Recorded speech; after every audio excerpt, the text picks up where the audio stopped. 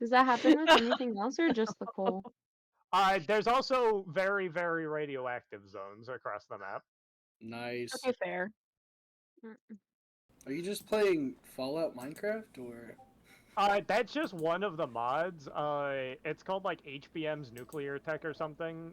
It adds a lot of Fallout references Alright. and a lot of video game references in general, but most of them are Fallout.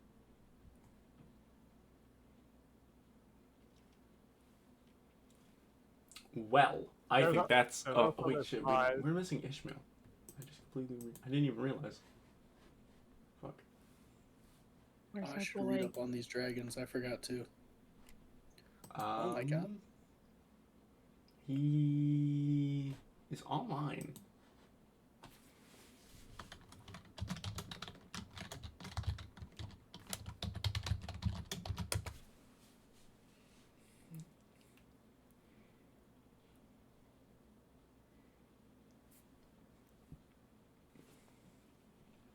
Anyways, we will worry about that eventually. Hopefully they join. Anyways, all right. So, welcome everybody to. At this point, it's just Group 7, Session 2. How is everyone doing tonight? Excited to be here. Mm-hmm. I'm doing good. Got a minor case of black lung, but you know. Done. No character. Good lord. In Minecraft. In Minecraft. Mm-hmm, mm-hmm. No, literally Yeah, in that's Minecraft. okay, Not they even don't the need joke context. Minecraft. All right. So, it has. We actually kept a consistent schedule this time, I'm pretty sure. So, with that, where did we leave off the last session? I can't do all the recaps. We were in the lamp discussing all the stuff that Group 3 was dealing with and the inevitable doom of the Tiamat phylactery that we're looking for. Mm-hmm. As well as talking a bit about the woman that Kryn has been looking for, connecting that it's separate from I can't remember his name, our new warlock friend's patron. They're separate people. And we're also dealing with the chained oblivion, so we're kind of trying to figure things out with Doomsday coming. Cool. Yeah. All right. So Yippee! that's yeah, that's pretty much it. You you all had dispersed amongst yourselves to the different sections of the capital city of Uruk. One group going to retrieve their still unconscious and drunkenly companion. The other to a once tea shop, now coffee shop, run by a small little hedge, who literally has no idea what's going on. He just bought the place. Uh, and after reconvening at the tavern, the Lucky Griffin, all of you had begun consulting within Erud's vessel, which is their book, and before eventually deciding to head home or head to different parts of.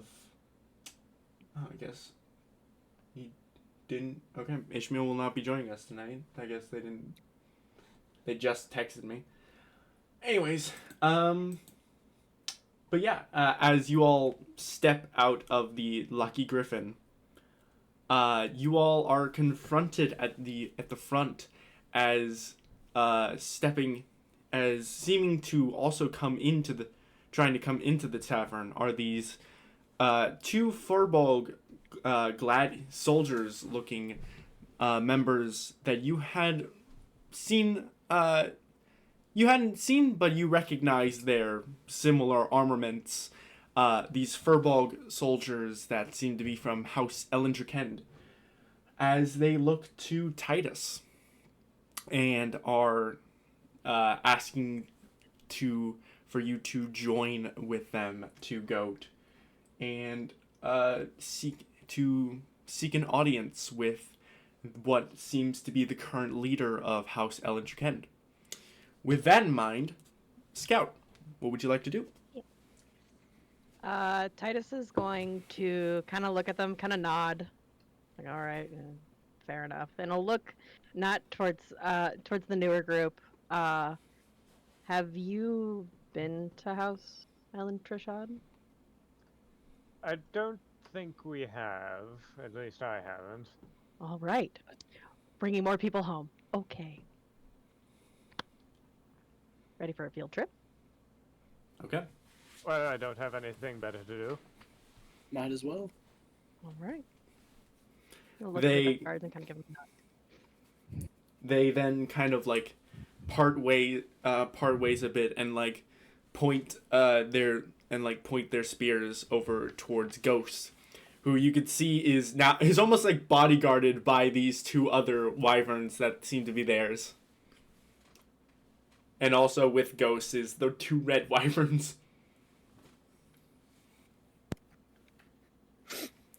But does anyone else like want to do anything during this, or are you all just complying and following? I might ask Titus on the way. Mm. What is this about? We're going home to talk with my siblings, if I had to guess, about everything that's going on and me being home. All right, that's doesn't help me at all. That's the best I know. Listen, they just kind of approach. At some point, I have to go home. I figured now is probably the best time to go home. Rory, Yeah, from your previous from Rory's previous knowledge of the city, you know that after Titus had been accused of assassinating the Don Quilion family and being exiled, the Trechend house kind of distanced themselves from the social circle, but seemed to be continuing under the leadership of the Rascoul family house. So this is basically just going back to seeing the family, but also seeing the leading family of House Trechend. All right. All right. So with that, Romanov polymorphs back into a black dragon, and the three wyvern, and you all mount onto the three wyverns and the black dragon, and begin making your way not very too far away, as the House Trechend is sanctioned at the Trechend top, which is literally right up here. It's this large almost like sharp inclining mountainside of the part of Uruk, that seems to like have a sharp incline, and all these buildings that are on the map seem to be dotted on all different parts of like different platforms of this sharp mountain that is here in the that is where the area is. And at the top of the place is this large, almost like it looks like a very standard like mead hall kind of area that the Ellen Trechend soldiers seem to guide you all up to.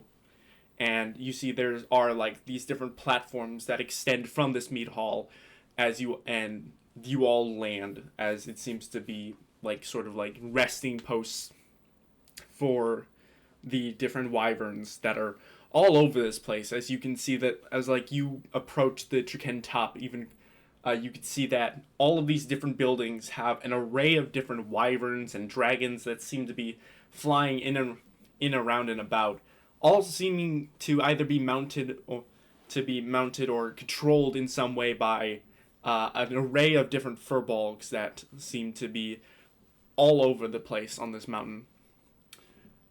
But eventually you all land on one of the larger platforms of the Trechend top. Romanov shrinks back down into a human, and the soldiers dismount from their own wyverns and begin to escort you into the mead hall. As you approach these massive doors that seem to be built like to scale so that the Acadia can even just come in and out in their true forms, the two soldiers kind of brute forcedly like push these two doors open, and you all are greeted with this massive mead hall. And it almost looks like a very similar setting to like the Hogwarts mead hall, where it's just a huge array of different tables and that are kind of separated by this one large walkway in the center. And on the other side of the room is this large inclined area with these different array of with this long table and different arrays of chairs. But at the centerpiece, where Titus, you would normally you would see the large throne kind of table seating that your father had once sat on, you now see the giant you don't see a chair, you see the golden dragon from which your father once rode sitting at the head of the table. And you can notice that your siblings, a couple of them seem to be nearby sitting at this long table. You see Kaylee, you see all of them, Kaylee, Kieran, and Miara, all seem to be sitting at this table alongside some familiar looking other furbolgs that seem to be aligning the long table and also populating the different tables along the different sides of the walkway. That was a lot. Anyways, what would you like? The guards continue to escort you closer to the long table. Is there anything that you or anyone else like to do? As they're walking, Titus is gonna swipe a mug of mead from someone.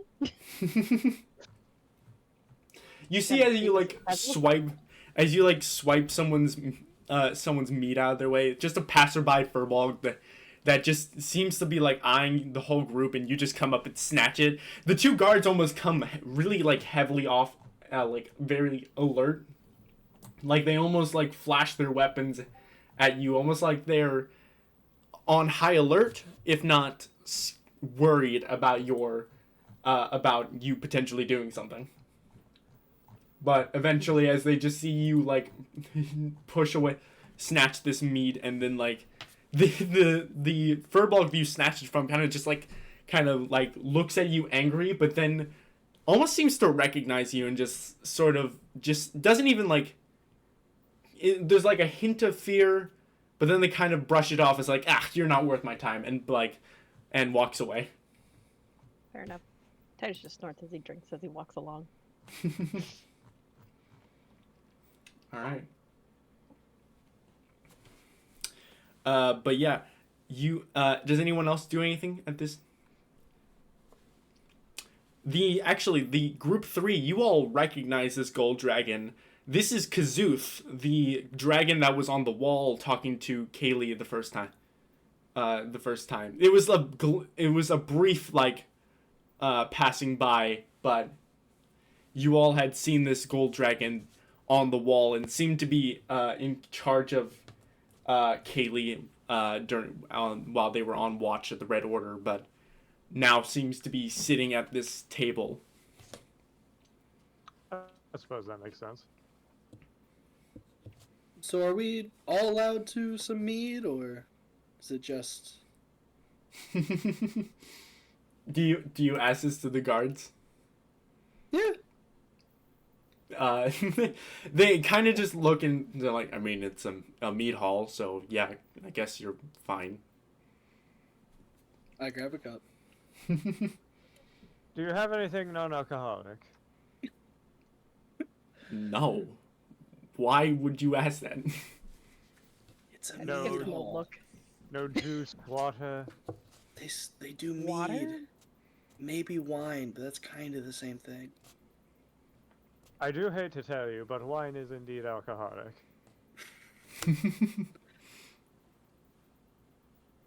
They almost look appalled, like, why would you trying to poison me kind of way when you ask for non-alcoholic beverage. Well, I'll go thirsty. All right.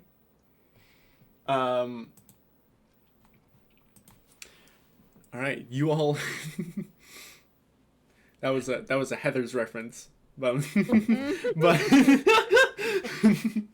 but anyways, you all begin eventually make your way up to the dragon and this long table that you're all that is at the end of the hall, as the kind of gold dragon kind of Kazuth kind of just looks down on you, and you could see that your siblings are kind of have like mixed reactions. You see Kaylee is still excited as ever to see you, just like almost like not like super high fangirly, like hi, more like just like a smile on their face and just like a gentle wave. But you see there is a little bit of disdain on the faces of Kieran and Miara.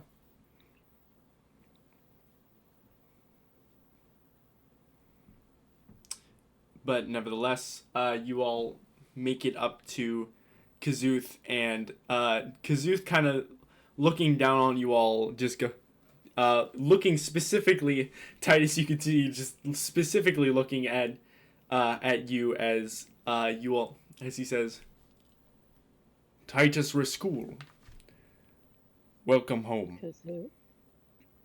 Thank you. And I'll give him a little bow of respect. I must say your presence is alarming, given that you were exiled. But I suppose there is some leeway, perhaps? The Acadia are allowing me back home for now. I see. Pray tell, what was the cause of this change in narrative? That doesn't seem like Mead Hall talk, Kazoot. He kind of glances around at the very full room that they're in. Perhaps an audience elsewhere, by chance?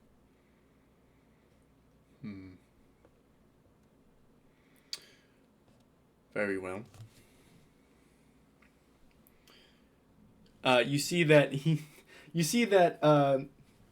like in this dragon form, he kind of goes over and reaches for what you now like. It was kind of off to the side. It didn't really notice, but like there's just a giant dragon-sized goblet that he just grabs very humanoid like, and as he grabs it and then polymorphs back down into this humanoid form of this like older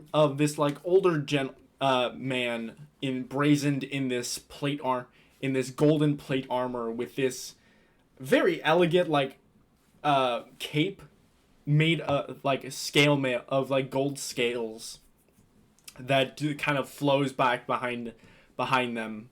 But it's still with the goblet in their hand. They kind of give like a gesture to your siblings, and they seem to register and also stand up as Kazuth kind of begins walking from towards one side of the meat hall, where there seems to be an exit into what you know is like a little, like smaller room, almost like a lounge area. I'll follow along. Very casual kind of gesture for everybody to come along.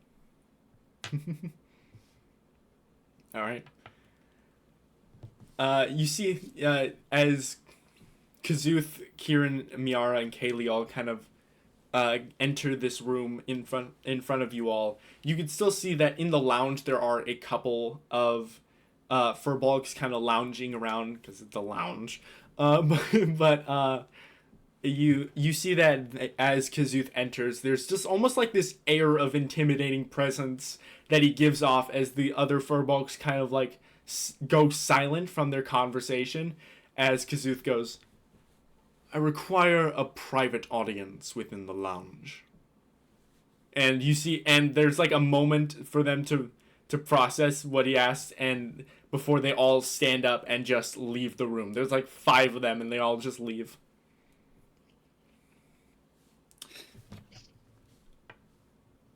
Kazuth kind of continues to stand, but Kaylee, Miara, and Kieran kind of sit down at in one of these at these different array of like chairs and tables set about in the lounge area. As Kazuth turns and says, "Is this more private for these discussions that you wish?" Yes. Thank you. I appreciate it, as always, as he starts to sit down.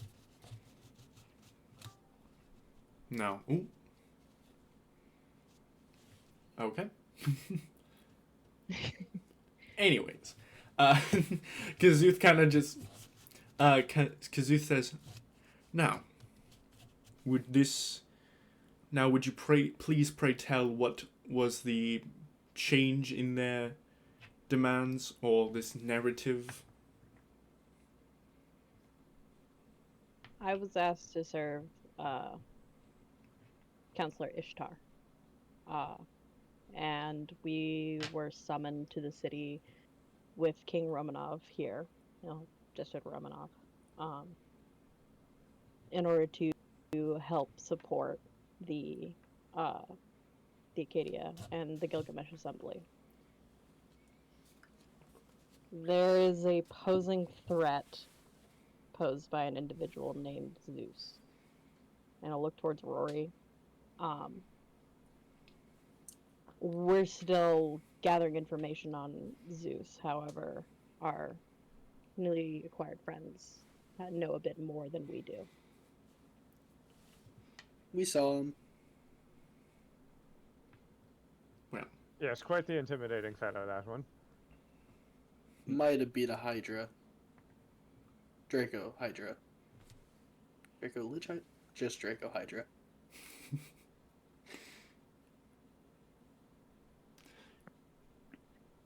When you first address King Romanov, they both kind of give like almost like a stare down at each other just for a second, just almost like they're both trying to intimidate each other, but like Romanov is kind of just like leaned up against a wall, and Kazuth kind of just like, and they both kind of share a glance before Kazuth looks back to you.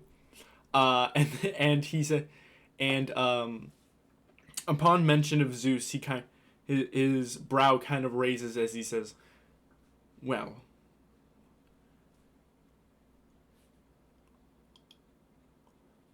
I am well informed of the events to come, but for the moment, there will be more information provided once this Gilgamesh assembly is assembled.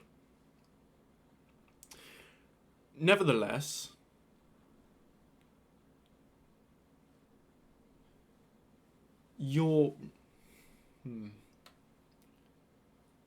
I am glad you have returned, and have gotten the good graces of the Acadia, as it seems.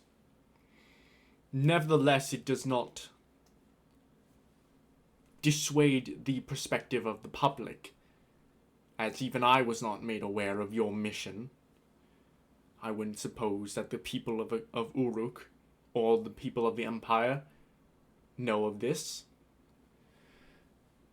So for the time being, I believe it would be of best interest if you were to lay low for the time being here, until duties involving the Gilgamesh assembly were to come about. Does that sound fair? I understand.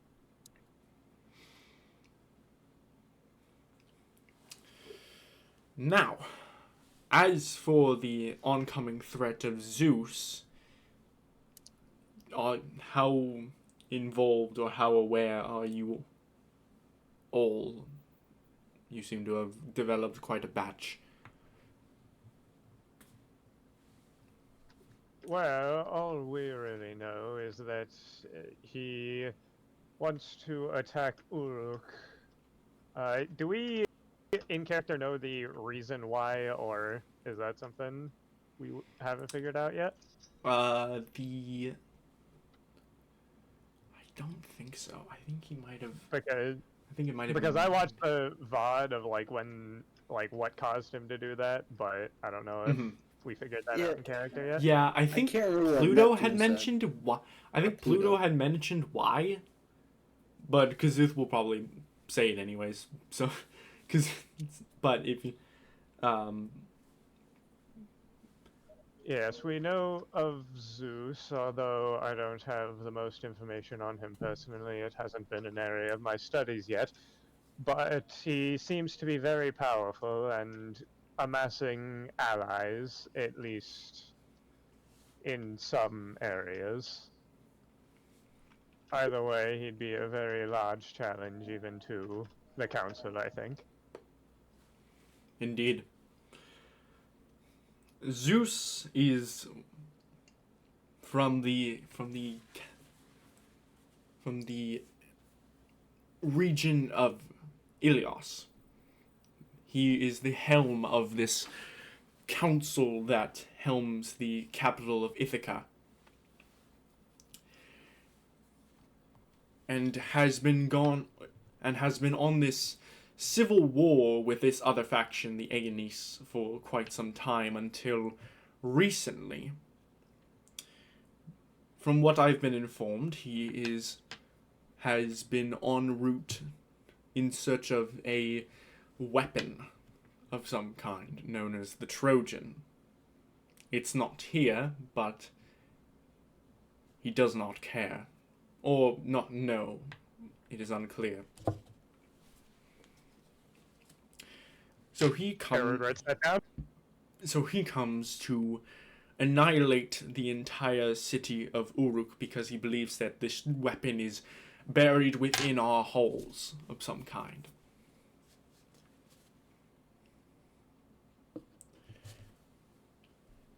This is not the only place. Do we know anything about this weapon at all? Or just that it's named the Trojan? Just that it's named the Trechend, I'm pretty sure. Okay. I'm thinking about it, but no. But What is the nature of this weapon Zeus seeks? I am unfamiliar of that. That information has not been disclosed to me. All that has been disclosed is we simply do not have it.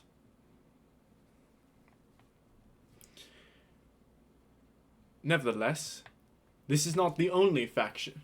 The Empire is not the only target of this Trojan. Apparently, there are multiple sites that this Trojan could be located in, and he has and the entire Iliad Council has dispersed themselves across Sidonia in order to reap the different cities and locations that this Trojan could be located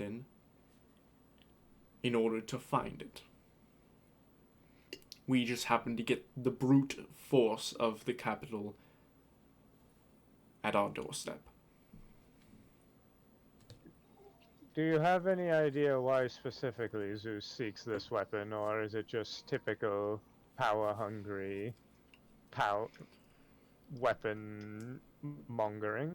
The Ilios and the Aeneas have been looking for this Trojan for around 40 years, at the start of which almost had not begun the campaign, the civil war they seem to have had, but was one of the more recent discoveries within their wartime.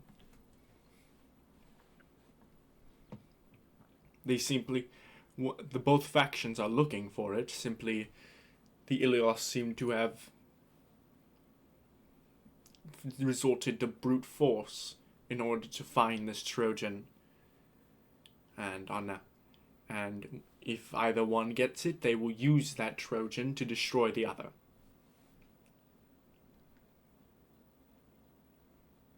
Well, I don't particularly like the idea of a power-hungry madman having a weapon of theoretically immense power.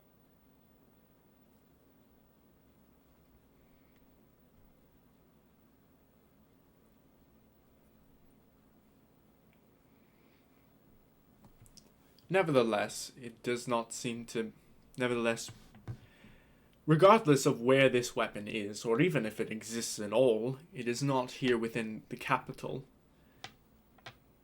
Which means that we must prepare for a mindless conflict with this faction, as they don't seem to be seeking reason involving this. As many attempts to reach out to this faction involving our lack of Trojan, they seem to be ignoring our efforts.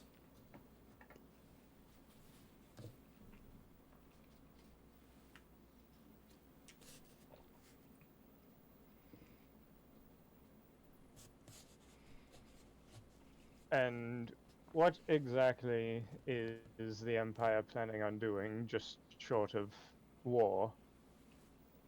Is there any specific plans, any At the moment, grand the ideas? Gilgamesh Assembly plans to merely defend the Empire from this attack, but they do not seek to go to war with this faction.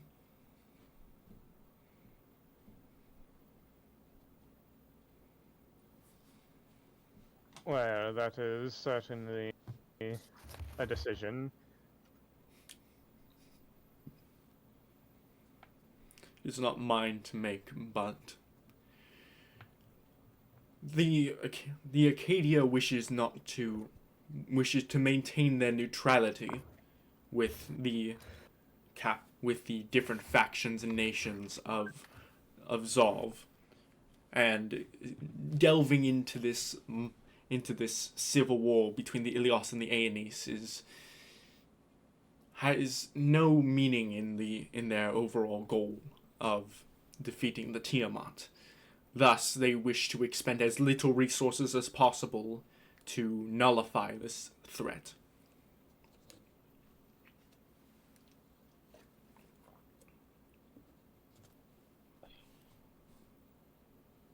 Well, I will not claim to have more wisdom than the council.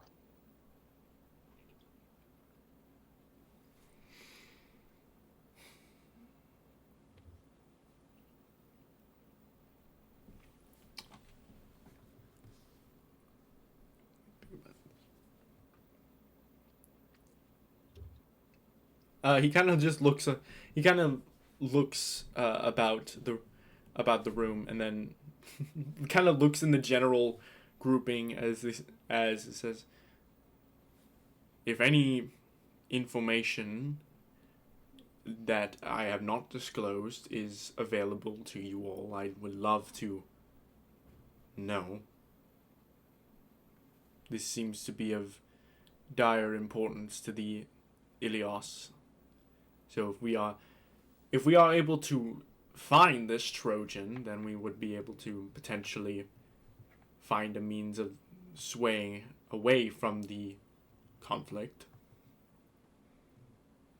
How much should I trust this guy? What do you mean? What?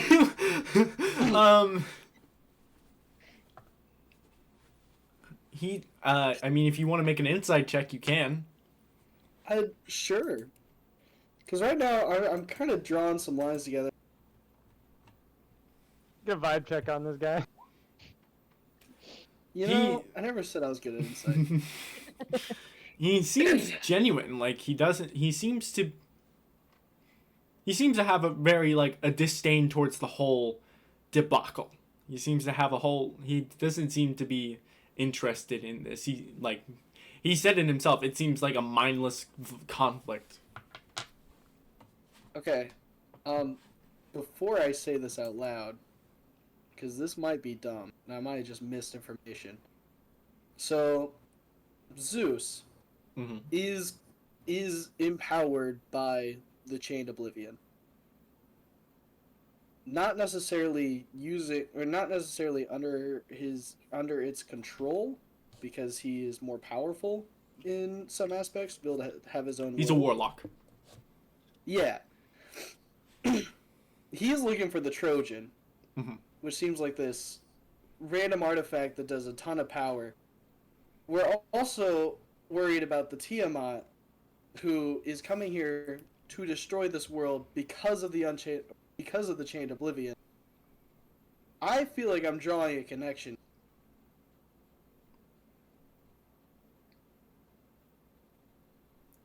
Okay.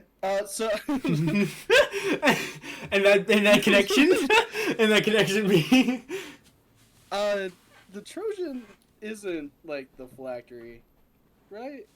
I mean, I have no clue, but it's better than no clue on what it is. Mm-hmm.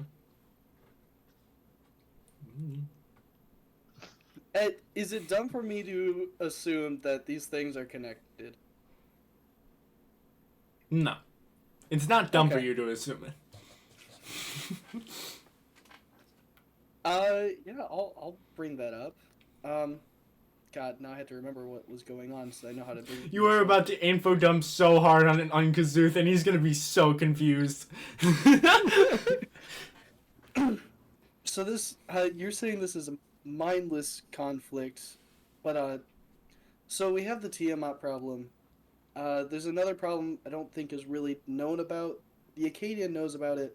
They don't seem to be too worried for some reason. With the Chained Oblivion, I don't know if you've heard that prophecy before. No, I have not. Maybe? I've heard of Ragnarok, but I have not heard of the Chained Oblivion. I think that's what the I had to pull it up if I want to know. That's what it is, right? It's Yes. Ragnarok. Yeah. Is what? Yeah, Oblivion Unchained. I remember it kinda. Yeah,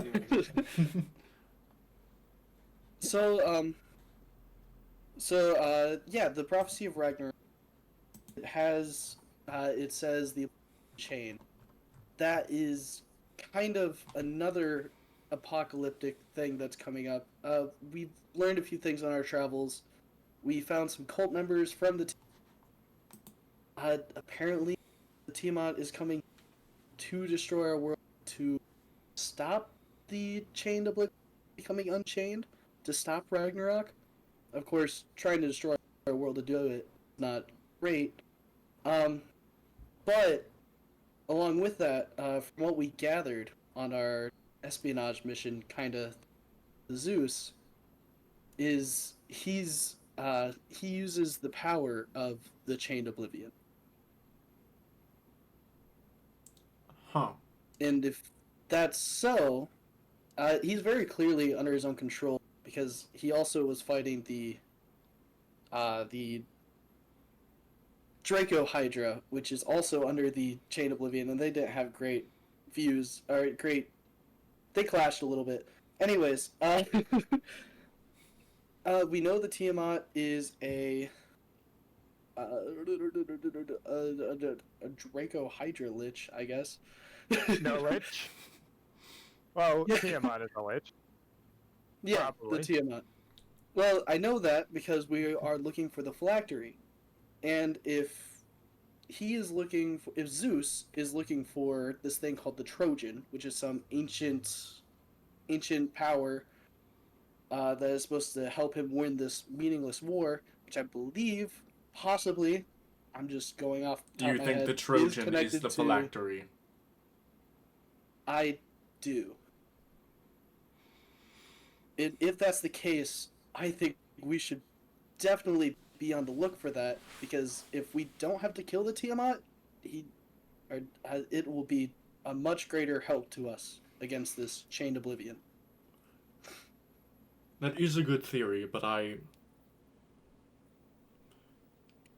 phylactery is a capsule of the soul. It is not a weapon, and from what the Ilios and the Aenis have been campaigning about, the Trojan seems to be a weapon they can use against the Aenis, and I mean, there are plenty of weapons that are containers, right? perhaps.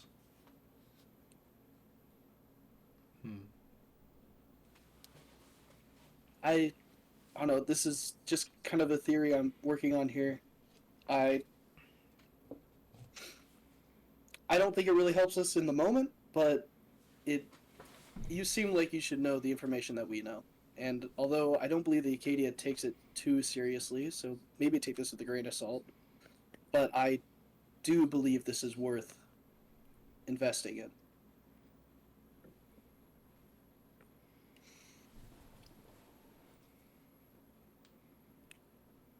I'm getting jittery.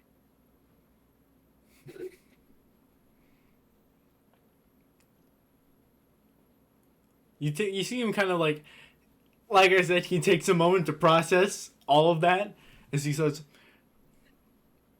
so we kind of grazed past the whole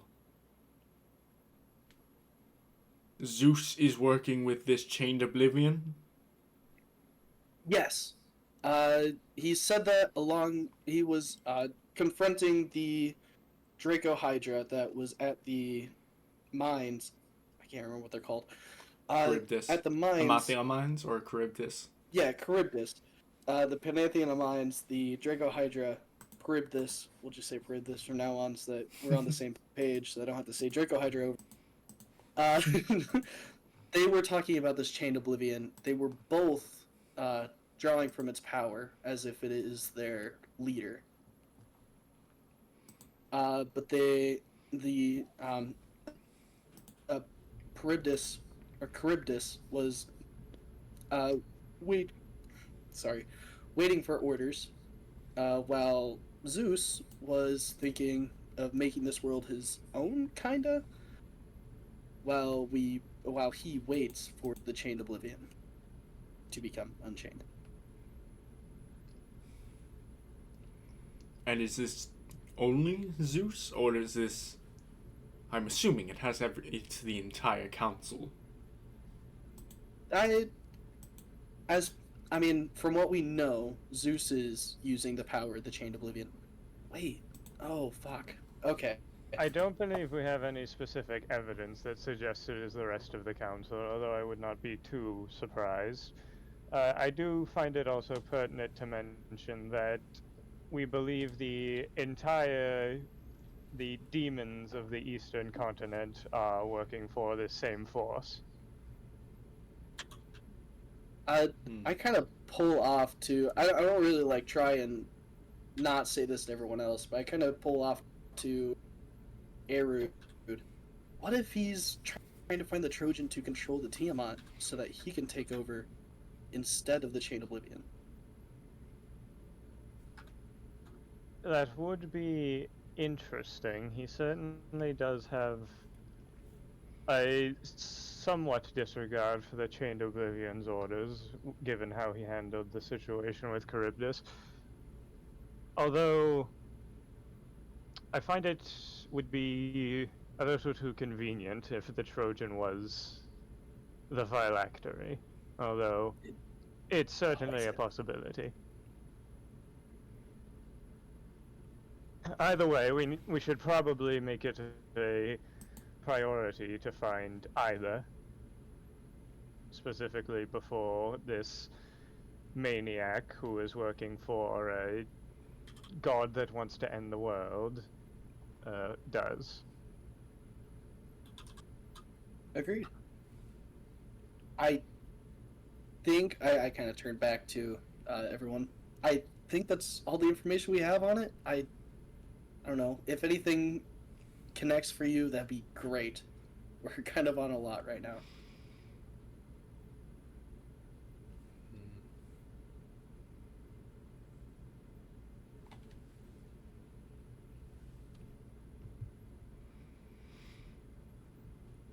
Does anyone have anything to add? Or We don't know nothing. We still that's fair. I apologize. Side note, is this meeting happening in Draconic? Because I imagined it to be, and then me to like. This is what they're fucking saying, by the way. Like I'm translating for everyone because Aaron. Draconic is just the language to go to here, and half of our party doesn't. Other than me and Titus, that's it. Like, I'd probably be whispering to Nox, telling him what's happening. this- Mine was probably sleeping on my shoulder. I'm Like, so I don't lost. I'm so sorry. I'm just so lost. That's okay. That's in character.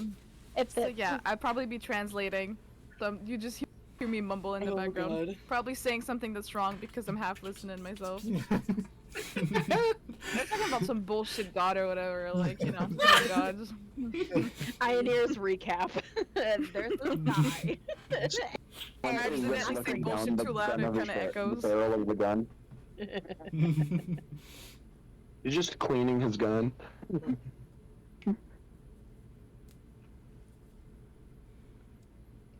So no, nothing to add. I'd probably just say some stupid dumb words accidentally too loud, and kind of echoing in and be like, shit, oops. That was referring to. God, what's his name? The person we're talking to, the Gold Dragon. I don't Kazoot. know his name. Kazuth. Daddy yeah, Dragon. as well. Kazuth kind of like looks, kind of trying to process all of it as he says,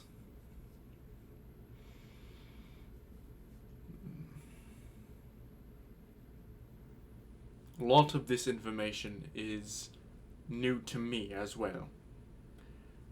The relations with the Ilios and the Chained Oblivion, this Charybdis individual,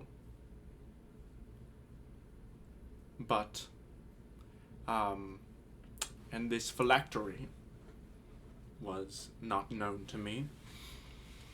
So unfortunately I'm not able to provide any additional information regarding these elements. Most aren't.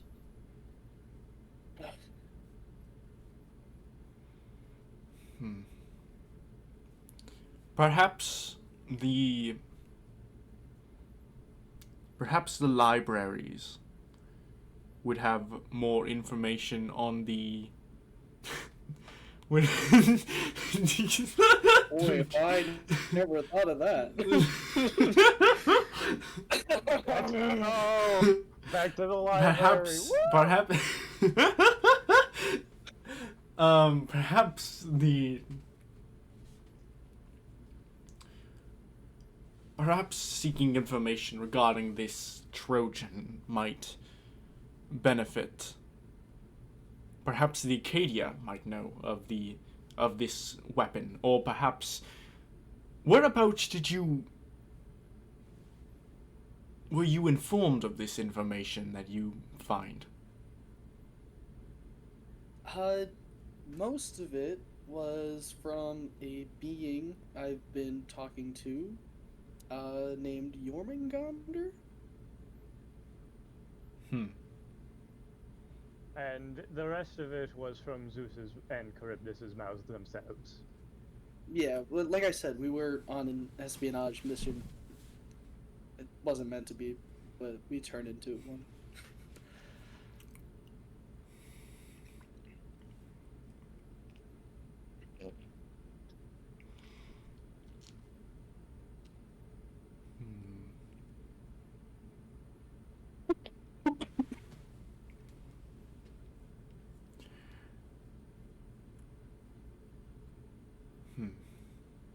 Well, perhaps this Jormungandr, or perhaps if there was anyone else from the Ilios or the Aenis that would be able to provide information,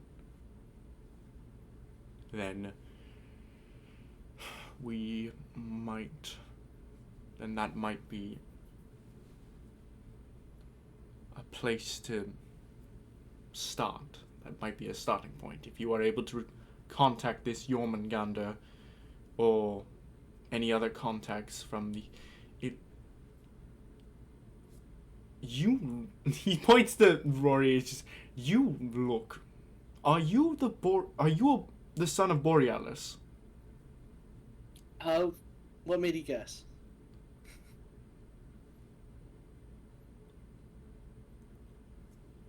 I'd consult your father Sorry, on the matters of the Ilios and the Aenis. Your father hails from Ithaca, the capital of the Ilios. Yeah, that. Yeah, that's something I knew about. I was gonna talk to him later today. I'm still supposed to get supper with him. It's in his bio, I'm pretty sure. Yeah, it is. I've been looking through so many bios while we've been listening to this too. I just forgot to look in his.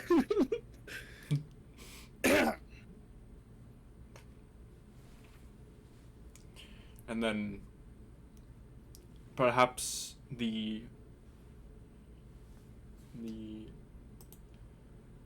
perhaps the Catwood archives also contain some sort of information, or we might have some information within our own archives, but I'm not too certain or confident about this. Most of our own information we have is of our own archives entails the history of Ellen Trechend, so I do not believe it would be useful to this matter.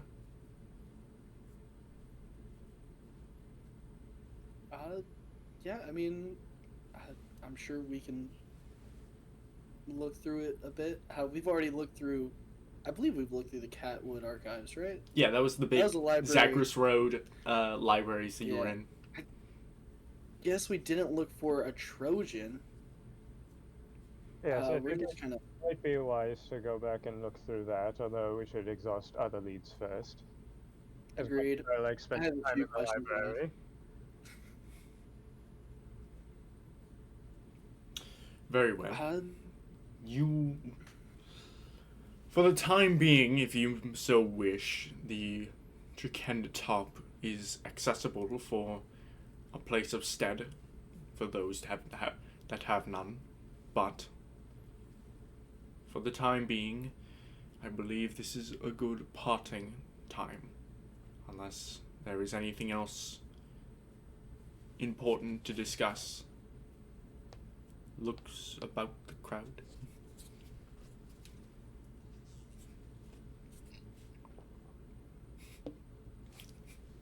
Dimitri, you looked off to your left for a second, and that's perfect because like you were on the very left side, so you looked like you were basically looking at everybody else. I might pretend that I'm looking around. Don't worry about it.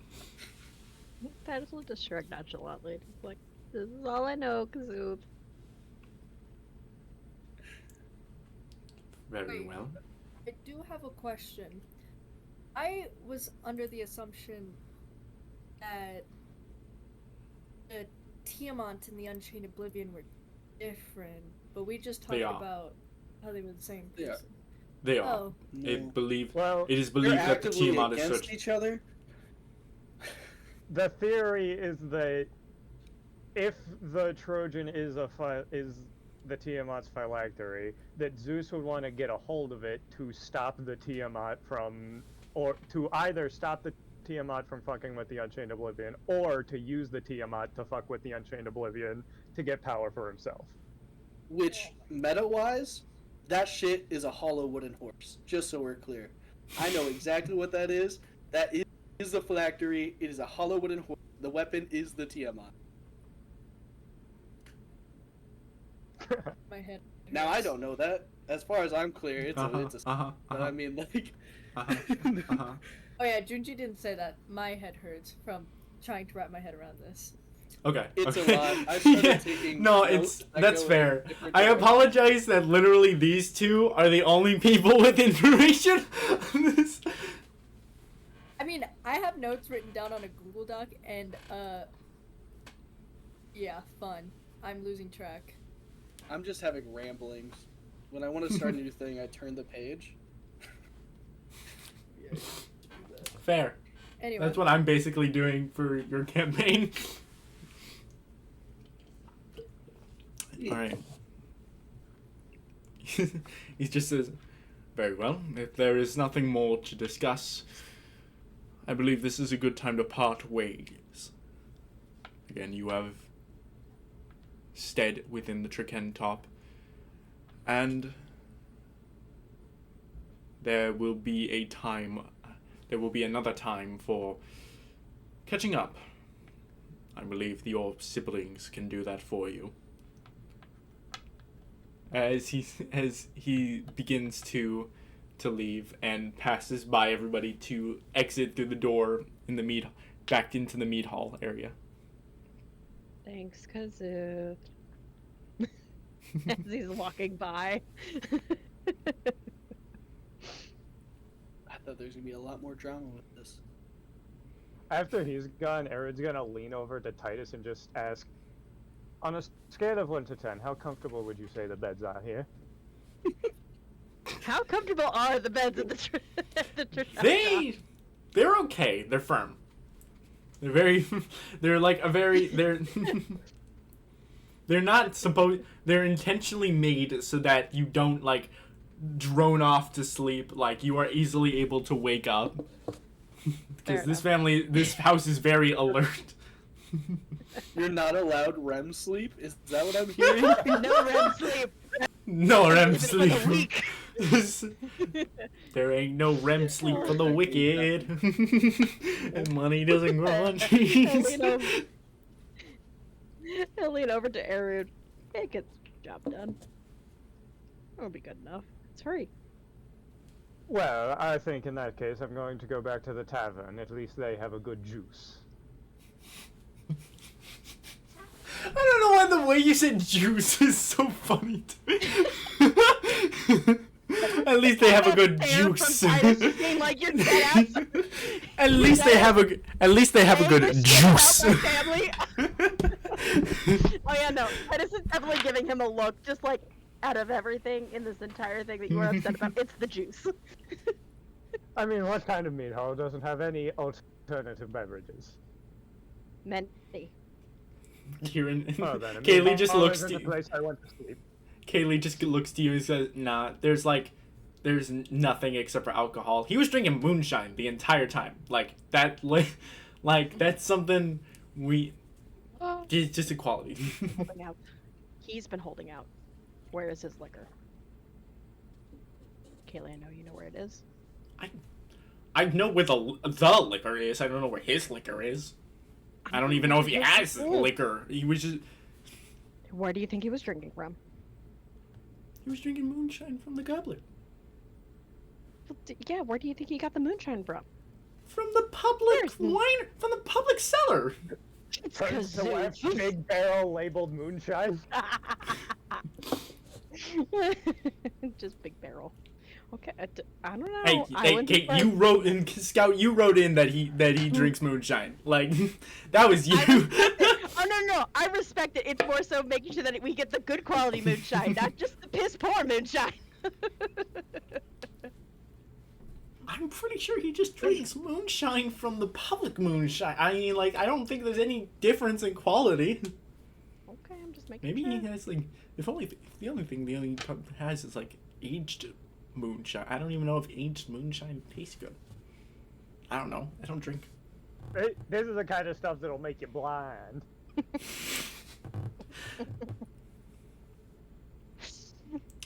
Isn't moonshine aged by definition? Isn't that I how don't- you make? Dude, moonshine? I don't drink alcohol. I don't know a fucking thing about it.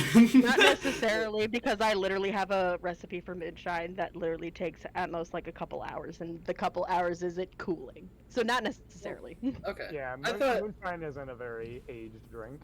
Okay. I It's not like just wine. thought all alcohol was like fermented. I thought that's how it worked. I don't know. I'm 19. Yes, I but shouldn't not be knowing this everything. information.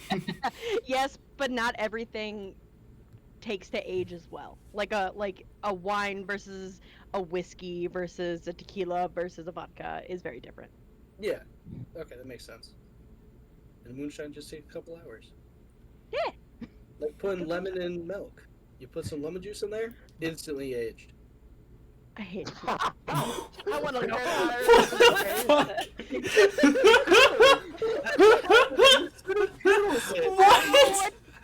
milk you're drinking, buddy, but I don't lemon my milk. No, that's how you make cottage What the cheese. fuck? It's how you make What the fuck cream was that? cheese. It's how you make that. We're moving on. What the fuck was that? The sheer bewilderment on your face, Iris, was so goddamn funny. I've had smoothies. I'm going nuts. All right. Oh god. That's 600 milligrams of caffeine. Good lord. We're This is moving weird. on. This What is the what I'm hell? gonna do. Anyways. So, after that uncomfortable amount of information from Dimitri,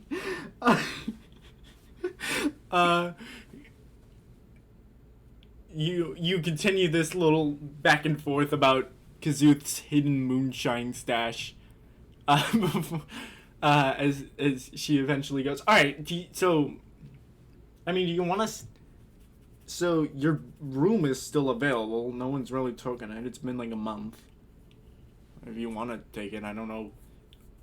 He said He said you were able to sleep here. I just don't know if we have enough places. Trechend is pretty crowded already. It's got like almost all the furbolgs. Yeah, you know. If we have to share, we have to share. I can share my room. It's not a problem. Okay. Yeah, you can. Going to the. You see Indian Titus's is looking younger better and better. siblings all just have a look of sheer confusion on their face. When they're just like, oh, okay, okay, we got, could have cuddled. no, This is I not got it, that. okay.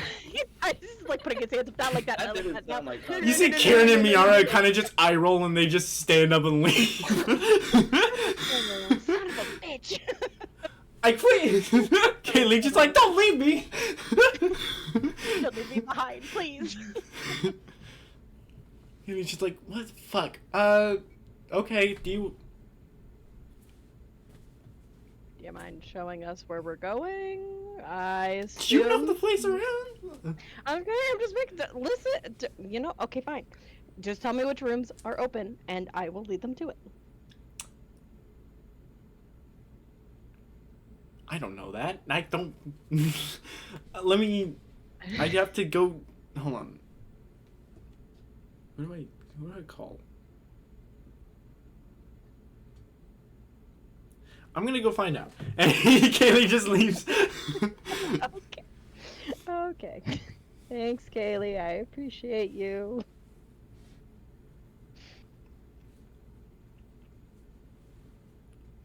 Alright. Kaylee leaves the room, and you all are just left in the lounge room alone. I just slams his drink. Just for fuck's sake.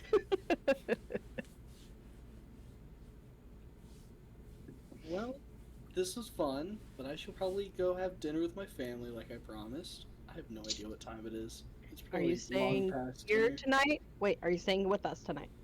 Oh no, I live at the Borealis resident, my home.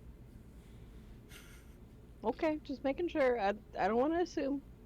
I want to No, make I sure you have a gotcha. place to go. Of course, thank you. Of course.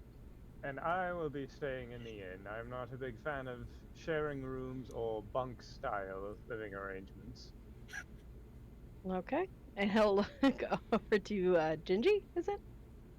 Are you staying with us? Are you staying with them? I Up to think you. I'm gonna stick with my party and go to the inn with them. I apologize. You say them. It's only me. Fucking Roy going someplace else. I got my own comfy You hear... bed. those with a high Wait. enough perception can hear the swift patter of footsteps before Kaylee just jumps back into the room. It's like, shit, I completely forgot. I think Kazuth completely forgot about it too because he's not attending. There's a party. The Gilgamesh Assembly is having that meeting, and it's like a ball, like an event. Why is it a ball? I don't know. There's a It ball. was one of Happy time? Ishtar's kind of big party events. I don't know, but like it's happening like tonight. Kazuth is attending. I don't know if I don't know if he remembers. I might have to remind him, but yeah, there's that thing. I don't think I'm invited. I don't know who's invited. There's an itinerary, but I guess since you guys are part of the Gilgamesh family now, so you guys are technically allowed in. So Oh, Sounds sure, alright. that- yeah. Anyway, I'm gonna go find those Hey. rooms if you guys want them still, or because it's in like Salos. The Where's rooms are in Salos? Salos? No. The party's at Salos. Oh, the party is... Okay. That's okay. not even this town. How are we gonna get to the ball in time? What time is it? I don't know. I mean, there's like Dragon. It's like Won't say 4. dragon. It's like 4. The party's at like Oh, it's only 4 in the afternoon. 9. Yeah. Okay, never mind. We're Time. fine. So you got like a good 5 I don't- hours. That's like a. I mean, there's. You could probably make it in time. I don't know. Romanov is fast enough. I don't know. Romanov just looks and he's just. I'm probably fast enough. I don't know. I don't know how far away it is. She's just like, great. So yeah, just wanted to let you guys. Do you still want those rooms if you guys are going to Salos? Okay. Out of game, how far is Salos from It's- Uruk? It's a decent distance. Here, let me provide Okay, you the is visual. this like a reasonable, we should stay in Stalos that night and then come back Oh, yeah. the next day type of thing? Okay. Okay. We'll get a room there. It'll be fine. We're part of the Gilgamesh Assembly. I think we should go. And it would be a Sounds like great we way have. for us to... Well, we don't have to because no one's told us to. Yeah, let's go to a party where you're exiled and nothing bad could ever happen with a bunch of important people joining And football, yet, right? the most important Hey, person to me will be there and will be able to protect me. Huh. Funny how that works. I don't want to be that girl, but I'm pretty sure Splint is broke as shit, and I don't know how to handle that kid in the ball. Hold No on, offense, Crid. no. I think. And then have you met No, Nox? I get it. What? Are you What? saying that I This is- can't put these two together for tonight? What's Girl, wrong with me? What did I do? No, I'm you just just have saying- to dress nice. Oh, none of us can do that. None? Excuse you. Okay, sorry, Titus. You can dress nice. Thank you. I literally have no clothes now. I have nothing. All of my savings have been destroyed. I have nothing. I We have my can tiny talk little with gold my coin. sisters. We can see what we've got around, and Oh, then yeah, worst case sure, we scenario, can we can find always shop something. in town. That too. Yeah. Oh, that's right on the border. Oh yeah, it was this big thing about like I think I was given the invitation. It was kind of like a thing where I had to read the invitation to Kazuth. But Kazuth the letter was basically just like, "Oh, we're going to celebrate at Salos to kind of show them that we don't really care, that we're not afraid of them. So we're going to do it right in front of them." And so we're going to do it at the harbor where they're predicted that they're going to attack first. And like Oh, all of the military personnel is going to be there. The whole Gilgamesh assembly is going to be there, right? Going to be there. So like if there's an attack, they're going to be there for the attack. If oh, well, this is perfect. if we're not doing foreshadowing here at all, what do you mean? Yeah, it's not right on the- It's not like it's gonna happen right away. It's also a non-alcoholic event, so like nobody's going to get drunk or anything. Let's go! Everyone is excited. Everybody else, not so much. They have like flavored drink. They're doing like a thing where it's like like they've done it before, but they have like drinks that like taste like actual like alcohol, but it's not alcoholic, so people can't get drunk. I've also heard Salos is known for a good guava juice. I've Bravo, who? never heard What that is before. guava? The fuck is guava? That sounds. Like, I think you're made making up. things up. Yeah, I think you're making things up. where are you from, Tanaro? Funny. Everyone has like a funny. You should say that. You're calling me out.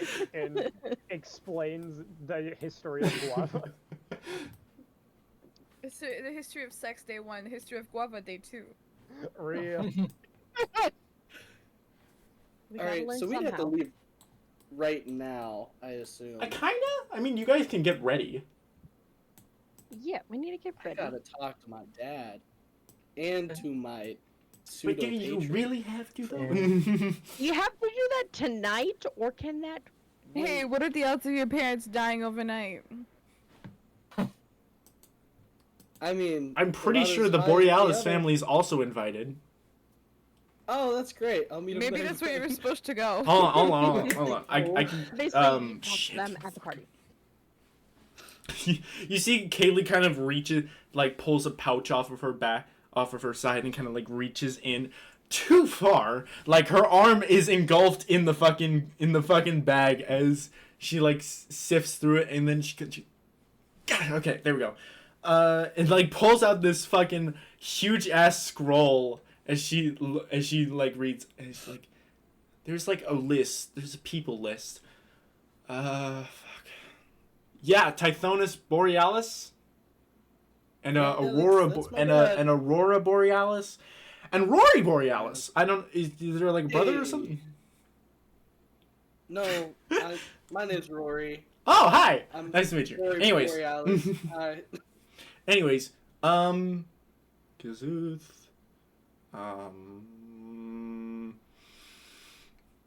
you're not on the list, but I think it's probably just because they didn't know you were gonna be here.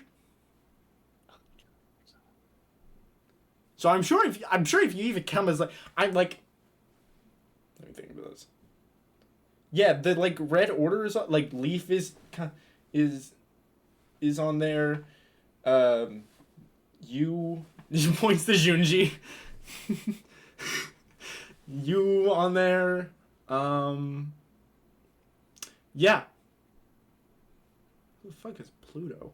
Anyways. But anyways, so yeah, there's yeah, there is a so there's the list, but I'm sure if you even came as like a Borealis guest, I'm sure you'd be fine. Are we talking to Airwood right now? Titus. Oh. More like Titus and also general group who isn't on the itinerary. Us. Wait, is the Rascal family on there? Oh yeah, Kazuth is on there. None of us. Well, no. Wait. Yeah, Kieran and Miara are on there because they're Red Order. Yeah. Like it's just like Red Order. There's like a Red Order classification, like grouping. So Aren't y'all part of the Red Order? I was on the Red Order for like 2 seconds this morning, but so Fair. I guess I don't know. Am I still on the Red? Like points to Rory and Aaron. Am I still on the Red Order? Is that the thing? That's Junji. Looks to Junji. Yes, because we haven't kicked you off, we'll say. And he like does That's a a little that's a little disquieting, but okay. So Leaf can- Junji, you can say that we're part of the Red Order. You can give us that Yes, I permission. could lie. And You know why you are giving us this station? or, If you can give Haley a station, I don't see why you can't give us a station as well. or you can just join the Red Order. Like fully enlist with us. You know, he's not a big fan. I of have- me, so. Now have I know other what the army plans. recruiters feel like in a high school. Red is not my Anyway. color.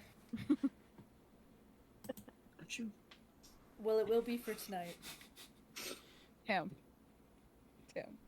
What? Do we really have this at the theme we're going for? We just have to all be dressed in red. Because Nox's color scheme will completely clash with No. Yeah, The Red Order is not. You know, I red is mean, not my color. Yeah. No. I don't wear red. the Red Order isn't all red. I mean, Leaf is wearing bronze. Is just points to Leaf. Yeah, but they're higher ups. I don't know We're just- things. Listen, I'm just you a know bard. how, you know, at certain parties, some people like to wear colors, and some people like to match, and we just want to make sure that we Yeah, match I mean, I'm just saying you don't have to correctly. match with the Red Order. Cool. So, Junji, you're gonna tell us that we're part of the Red Order. Got it. I think I can just invite you. That too. Hoping Like so. a plus one. I'm pretty sure Yeah. there's a +1 No, I mechanic. don't know if +1s apply if you've been Hold on. banished. Let's look at all You're of us also and figure part out. of the Gilgamesh Rory isn't Assembly banished. and Uruk right now. So it really sounds like banished? It also sounds like you're not banished because the council allowed you to not be banished. Yes. Yes, one That one. one counselor said that it's okay. We haven't. Get out Yeah, in actually, public yet. none of the rest of the Also, council there's a knew that grouping. before. There's also a very specific grouping that says any other unnamed members of the Gilgamesh Assembly. Oh, cool. We Technicality. It meant it was classified for like dragons, like Romanov, but like Okay, cool. I will use that. Thank you. All right, Romanov. Romanov kind of just. Yes, Romanov. Hi. Missed you, Pookie. DM. It's been a long day.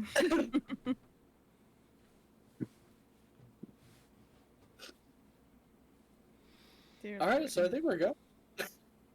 Ishmael, did How you many? say How Okay. long something? do we have? I did. I just wanted to say one thing. Mhm. that I shot my gun on accident while this conversation was happening?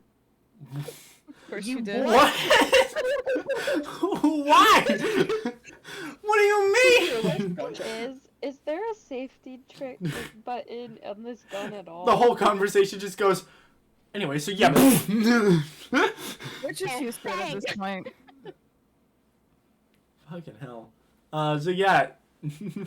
Just a shot in the corner of the room goes off. And everybody just looks, and Splint, I guess, is just working on their gun.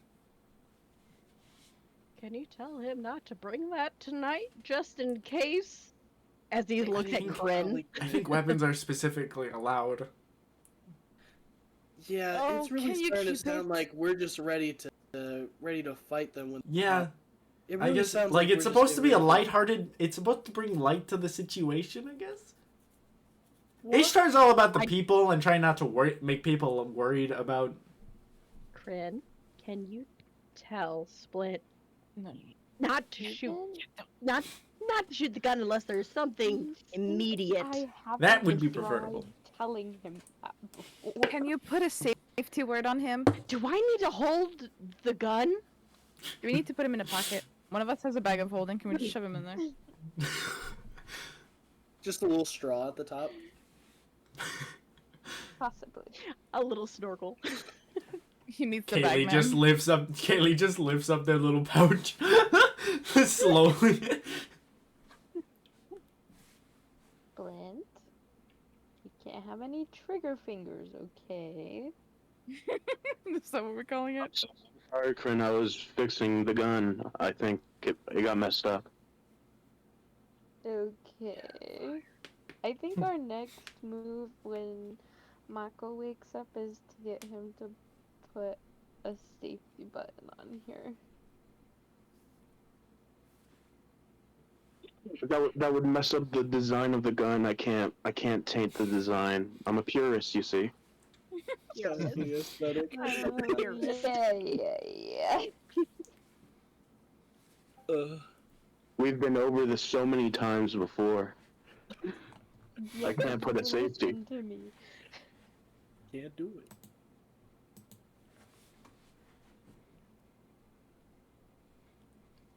it. Oh lordy, lord. Alright, so, Kaylee just goes, so yeah, we have stuff we could probably find for people. So, do you want to do that before you go, or do you want to try to find something in Salos? Because that's always an option. Oh no, it's Titus paying for all of us.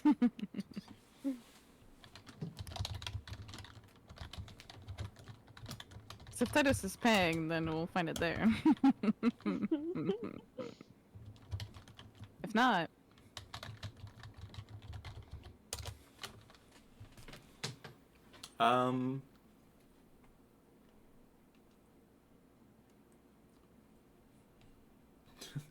Kaylee just goes, I mean, we can, the stuff we have is not, I would be considered free, I guess. You'd be borrowing it. And the stuff in Salos would have to be paid for. But I'm sure we can do something about the price.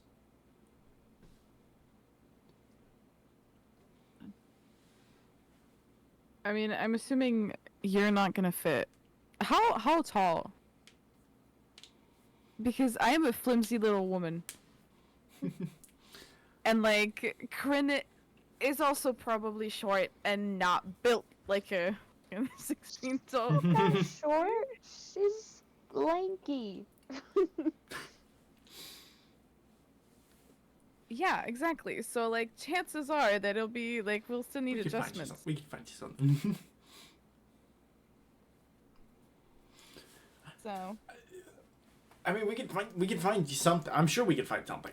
I mean,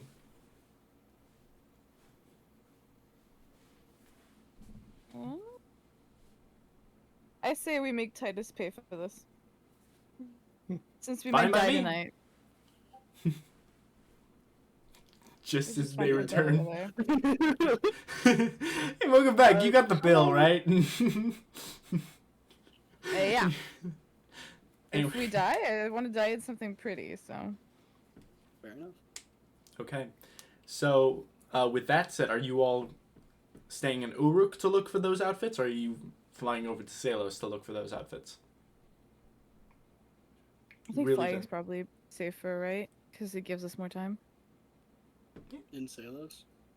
Yeah, because at least we're there and we can get ready or something. Find somewhere to sleep for the night. Oh, hey, Scout, you're paying for everyone, right? Scout is paying for what? You left. I decided you paid for everyone, right? Titus can afford what now? You're Everybody? making you're dressing us up, and for the night. Yeah, it closed from here. No, we're Oh, we're already no, on the from list. over there. Yeah, for the fancy Mm. shop over there. Yeah. I just realized we still haven't gotten paid. You and me both, brother. I'm pretty I've been sure doing this you shit for got free. paid. I could have I've sworn you been doing guys this got shit for free paid. and I'm homeless. I don't think we got any money. I'm still at 340. Were we supposed to get paid? Only at 340. Yeah, I Only. wasn't like. Are you Yeah, getting? you Do you mean I for have Charybdis or do 7 you? silver. Yeah, you know, I this is not just the have person 7 you're silver. comparing gold to.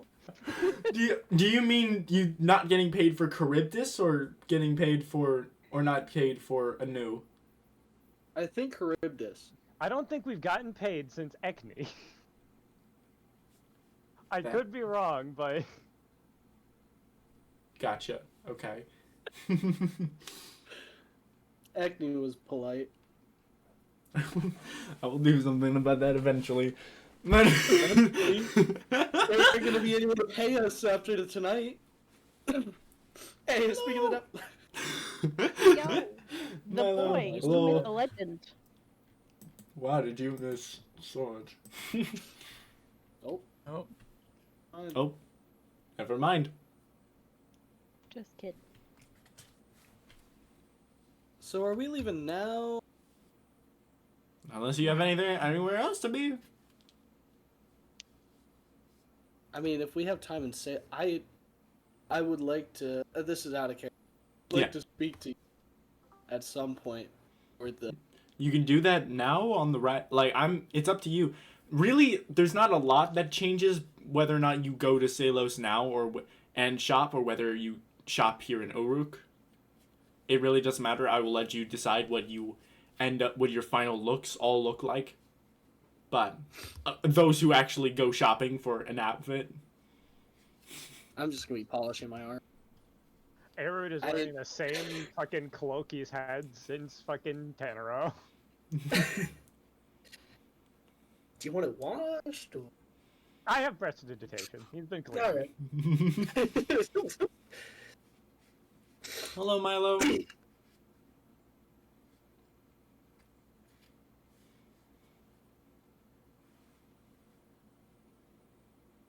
Milo, you're issues with the muted if you didn't audio. know.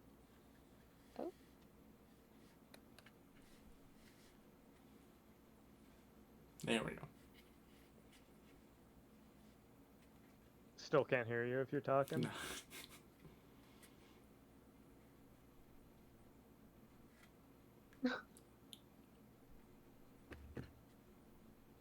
Yeah, they're having trouble with audio. They're having major trouble.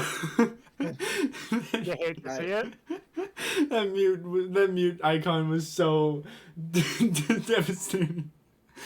Anyways, so but yes, so if you want to do it, if anyone wants to do anything before Salos, if you can do that now, you have a decent amount of time. I'd say an hour at the latest to get to do anything before. At that point, you'd be late to the. And if you want to be on time to the party, you don't. You gotta be factually late. Yeah. I was about to If say. you want to be late, you could be late. There's not really any sort of attendance. Well, there's when the party starts, but like.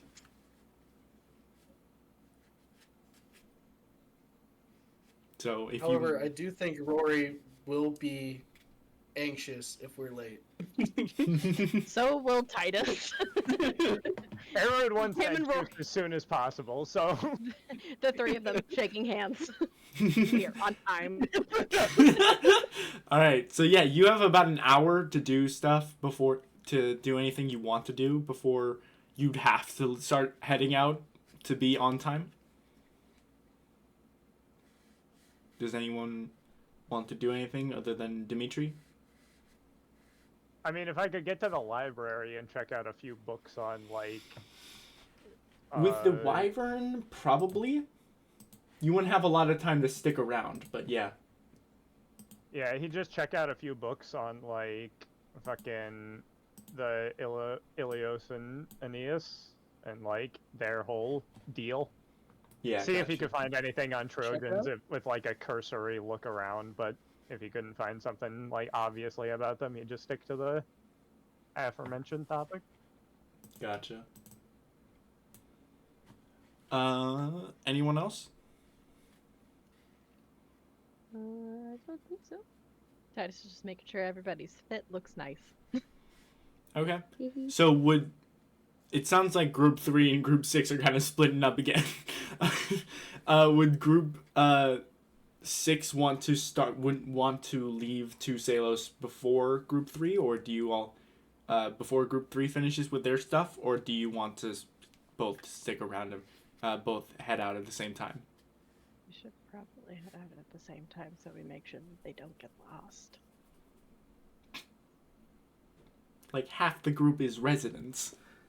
They could If go anything, you are more likely to get lost because of the ratio count of who's been to the Empire before and who hasn't. I don't know what to talk about. Titus is a great navigator. But yeah, just make sure, Titus would kind of, as Erud and Rory are kind of like departing, he'll kind of like look at the rest of them and kind of just shrug a little. Should we wait for them, or should we get outfits here while they're doing whatever, and then we all leave together?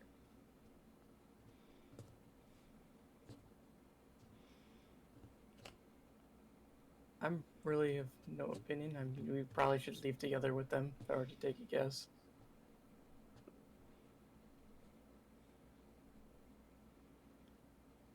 I don't know. Oh, Romanov just I goes, just work here. well, Trust- if we are probably- waiting, then I am going elsewhere. And he starts walking. Miss says, Where are you? Okay, just Well, please be for- responsible. we're gonna be picking up we're clothes gonna here. get clothes here. Okay. we are getting clothes, but I would like to actually prepare for war. So I'm going to find myself somewhere to fashionably fashion myself with weaponry. Smart. If anyone would like to join me, that I guess is fine.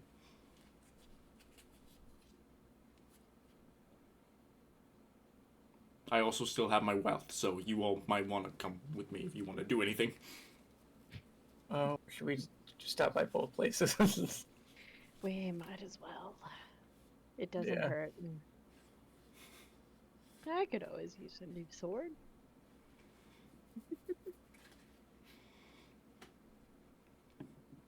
All right, so so Dimitri, are you going with Erud or Yeah, or going with I'll probably- Erud? I do my thing in the library. Okay.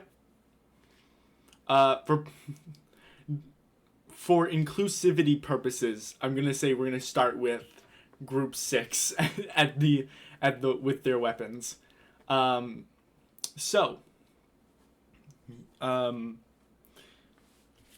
Probably getting some recommendations and tips from Rory and Junji, who are residents here. Romanov would start leading everybody to a recommended forger here in Uruk, who Rory would know that does sort of like magical weapons very specifically as well.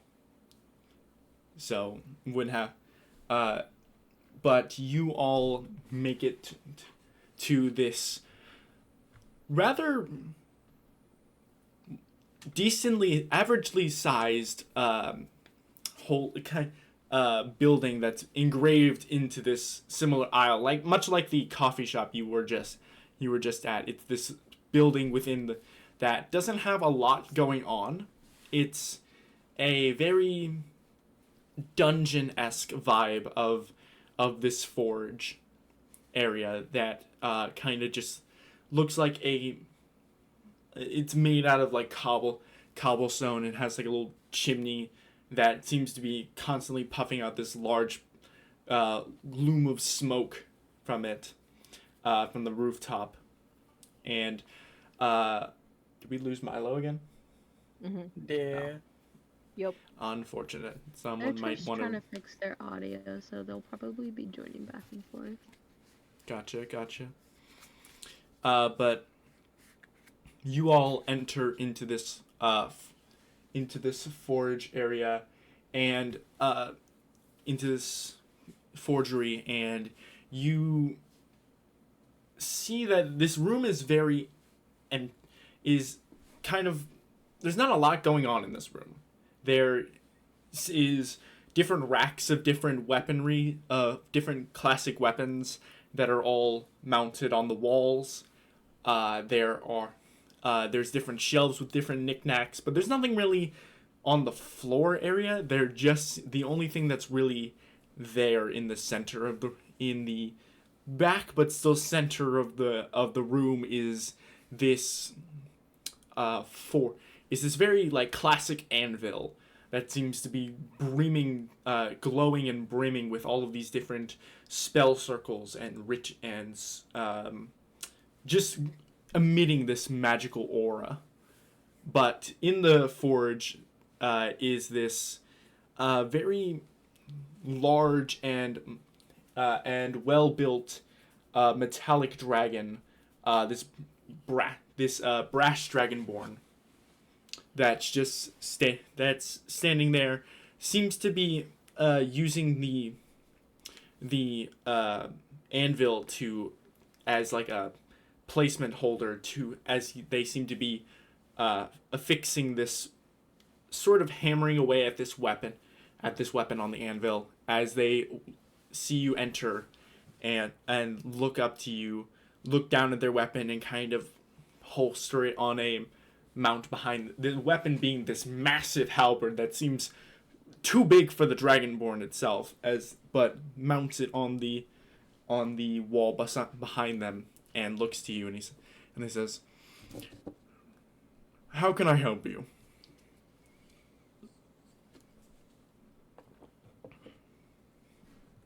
I am looking for a better longsword by chance. Okay. Any specifications? I've got your standard fare. Any recommendations is always helpful. Very well. Well, my shop specifically does commissions for specific people, so this longsword would be more attuned to you. As well, it would be attuned to, as would all of my works. So if you'd want a very classic longsword, then I can affix that sort of thing, but I can also do commissions at a higher price, of course. Romanov kind of just looks and he just, price will not matter. He looks Fair kind of, he's, very well. Well then. Might I see your current longsword? That will whip it out.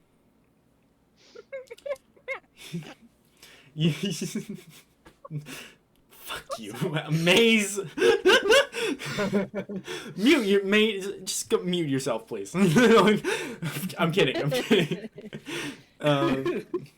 You see that you pull out your longsword and offer it to the Dragonborn. The Dragonborn takes it, but seems more focused on your arm, as they seemed as they hold on to it, and you try to like let go and pull away, but they seem to be almost like gripping onto your arm to like hold it there for a second to examine it before they take your sword. Oh, they take your sword and let your arm go, as they say. That is an oddly procured. Is that druid magic? Yeah, a little bit of that. Druid magic. You see that Did a bit. they hold up their hand, and like a spell circle kind of burns in the air in front of their hand, as they kind of like, you can tell this is like a detect magic, as their eye color starts to change, looking at the different at everybody around the room. As they look at your arm, though, they say, is there a reason you have not attuned to this arm?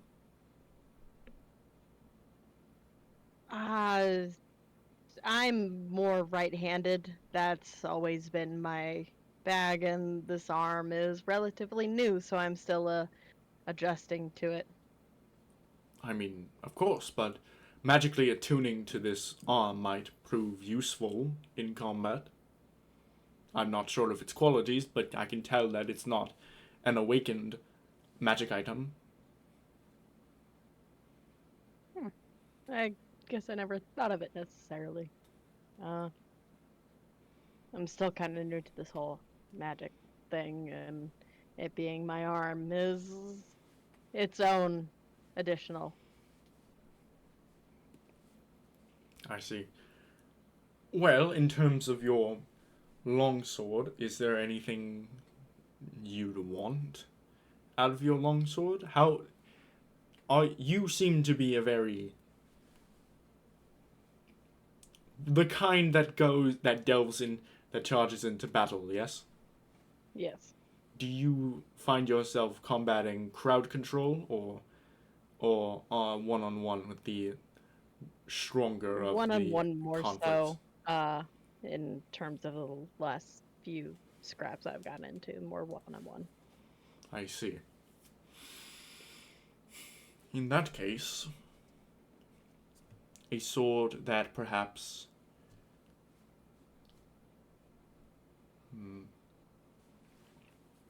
I would be able to fashion something like akin to that. A sword that might lock your target in a how am I doing? There's a spell that I'm thinking of, and I forget the spell, but it's the one that kind of like. Two strike? No, it's a spell that like basically you target a creature, and that creature can only attack you, and like. Hunter's Bane? One more time? Hunter's Bane? I think it's Compelled Duel. Oh, that's the one, yeah. Yep.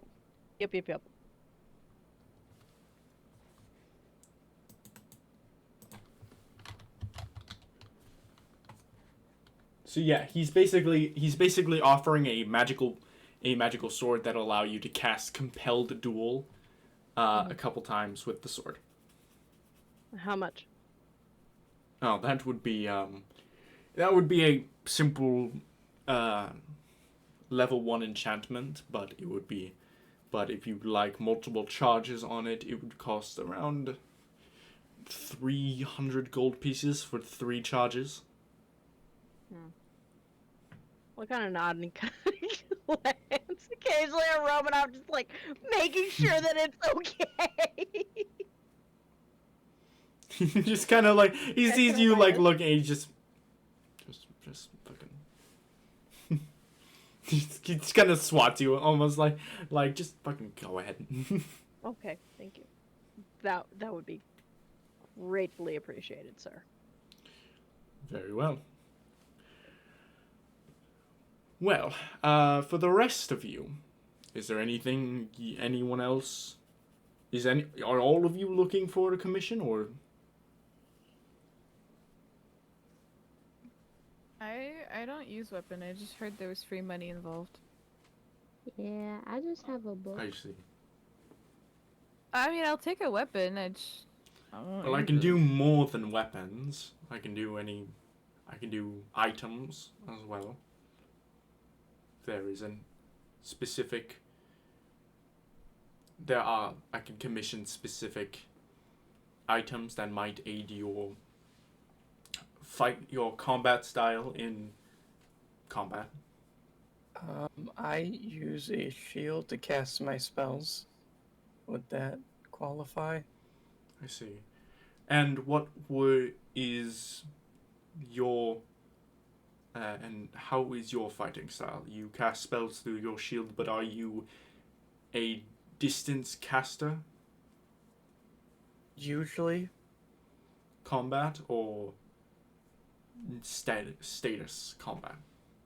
Well, I usually am right behind Titus when we fight. See, it takes a moment, just pauses.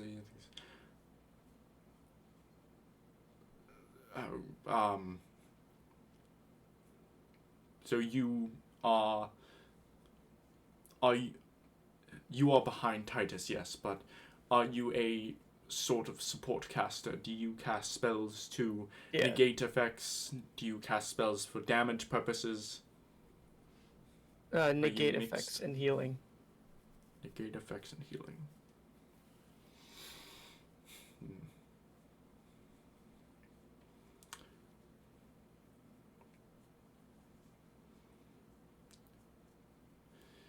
Perhaps you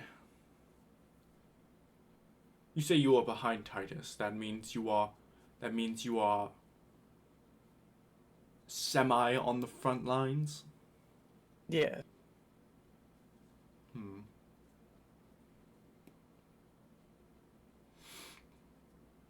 Might I see your shield? Oh, of course. And he'll hand it over. Okay. He takes the shield and he kind of examines it. He said, "This is not a familiar symbol. But your clergy, I would suppose, has a attunement to light." Yeah. Yes.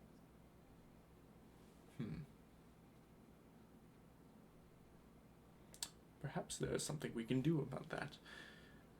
And he basically explains to you that he can give you a shield that has a semi-altered that allows you to cast a semi-altered fairy fire spell, a self-targeted fairy fire spell that would, in a certain amount of radius, shine a bright amount of light that would cause disadvantage on enemy targets attacks, or no, it would give you a radius that would give your allies advantage on attacks towards enemies in that area. Oh, sweet. Yeah, it's basically like your shield would begin emitting this bright light in this radius that would be fucking up with their vision and causing and making it easier to land strikes. As he says, would that be something that would interest you? Yes, it would. I'd be very interested in that. Well, if we are to do similar 3 charges as with Titus's longsword, that would also cost another 300 gold. Slowly looks at Romanov. Stop looking at me. Just fucking...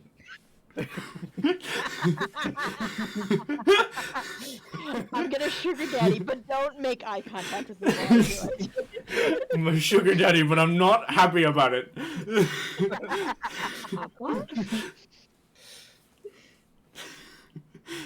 Alright. Okay. He says, very, very well. I will hold on to these. I might. It might also take me a little longer. I don't know if you have plans on leaving, or of leaving Uruk anytime soon, or no. Well, I don't think so. Very well. If you are to stay in Uruk, I can get this done by the following day and have it returned to you. Or, well, you'd have to come back and retrieve it. But if you are somewhere outside of Uruk, I can also have it transported towards you. But it would have to be within the Empire. That sounds good. Very well, moving on. Anything from... You said you... looks to Kryn and says, you have used... you said you are a simple spellcaster with a book, like a wizard, correct? Yes. Okay. And what is your primary utility with your spells?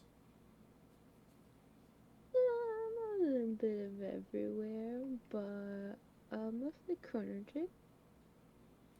I see. Time magic. I'm not well practiced in time magic, but is there... I assume you are a backline spellcaster, Try to be. and do you use damage-based spells? Do you also do status effects? A little bit of everything. Yeah. Mm-hmm. Totally did not have to look at my spell list real quick.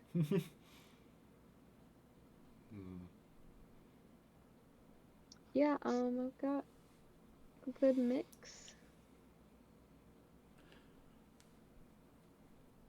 You see that he's been having this conversation, but like even still, his detect magic is still up as he looks.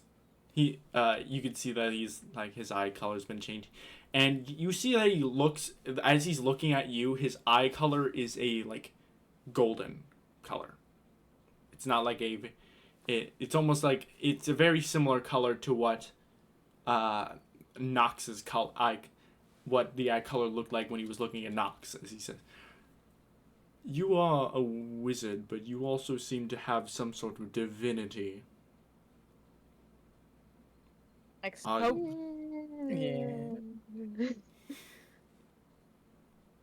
We know.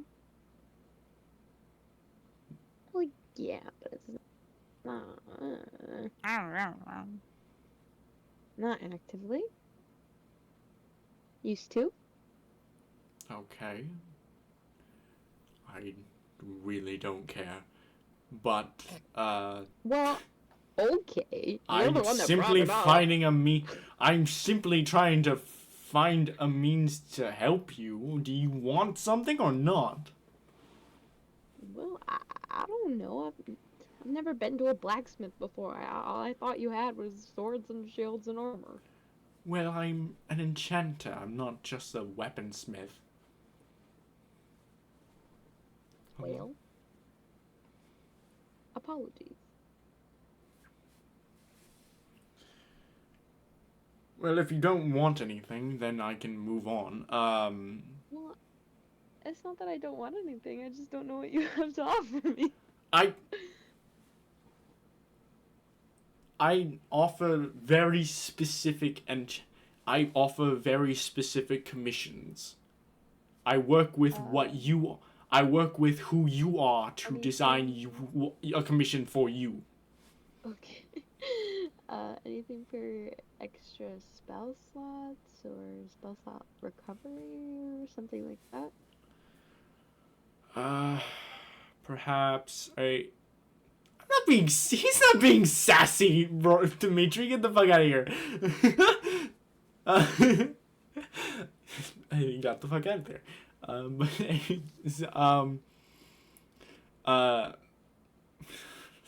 I don't even know how to react to that. He looks and he says, I can perhaps, you just use your spell book as your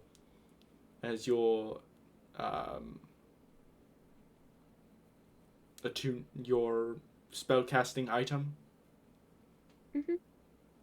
Well, I can perhaps provide a sort of item of some sorts that would allow for a couple extra spell slots. That's dope. If we do the exact same thing we've been doing with everyone else, it would be either a wand or an orb of some sort of attuning, some sort of magical item that would allow you to, that would have 3 charges, and these charges would act as spell slots, and you can choose, and you can stack these slots together to increase the level of the spell. So 1 slot would equal 1 level. 2 slots together, expending 2 slots at the same time would be a 2nd level. 3 slots together would cast a 3rd level. They would be recharged, as with all of the charges, at the end of a short rest. Sounds cool.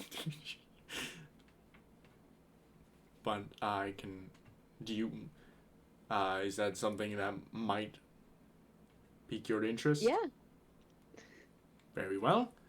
Would you prefer a wand or an orb, or any other item?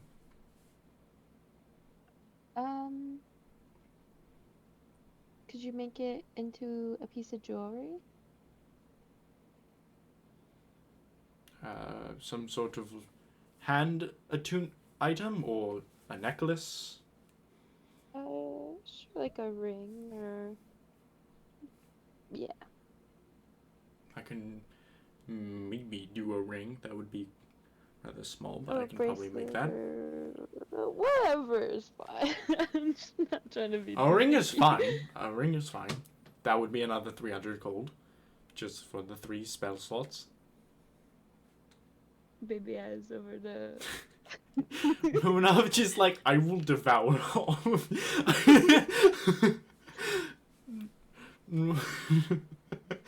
Romanov's just like, please stop looking at me. I will pay the bill.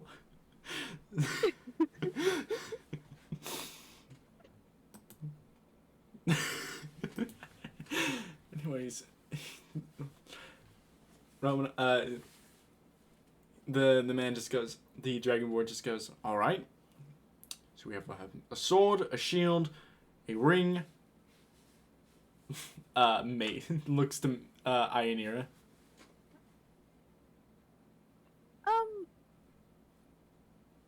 So I'm pretty weak. Okay? Okay. You know, it could be like yeah, armor would be great or whatever, but I could use some flying stuff. You know, like wings or a broom Wings. or a car. I don't know what you can make. Shoot for the moon, you'll get something. A broom. Or like a carpet. I don't know. Okay. A big old leaf. Or something. A leaf. Okay. Like a lily pad. Just floating in the sky so people are having a harder time to hit me. Because yes, armor is great. But I kind of look good right now, and I wouldn't want to. Nobody said anything about armor, so if you don't, I'm assuming you seem to be a mixed bag of some sort of fae and a warlock of some kind. Very contrasting. But why do you find that fun, Dimitri? Does this man hate casters or something? Every No, time you he's talk just to a detect caster, magic, so he's still just rude. looking at everybody. He has detect magic on, so you can just see everybody's. Guns goes off again. Oh dear lord. What the fuck was that? Don't worry about it.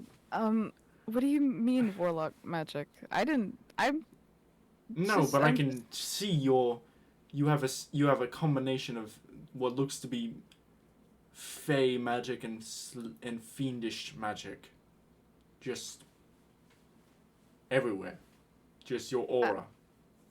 I maybe. I really don't care. If I so.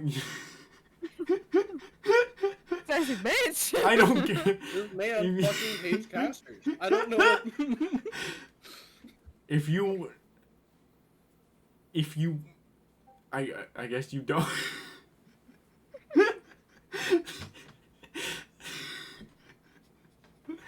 Good lord. I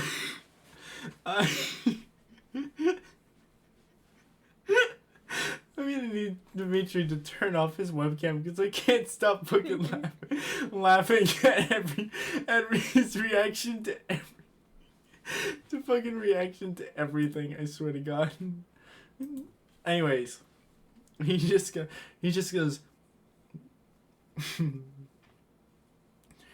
Well, if you want some sort of, I mean, I could probably do a broom. If that's what you like.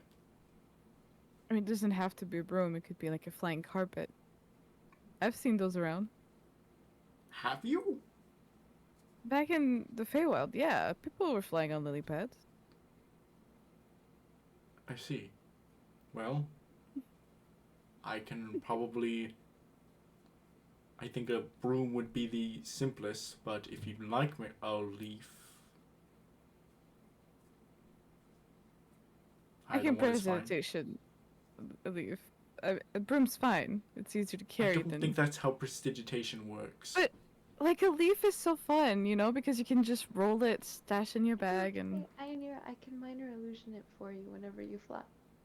I can just make a leaf. What will it fly? Because if you just make a Sure. regular leaf, it can't fly. Sure, I can Get one of those outside. make a leaf.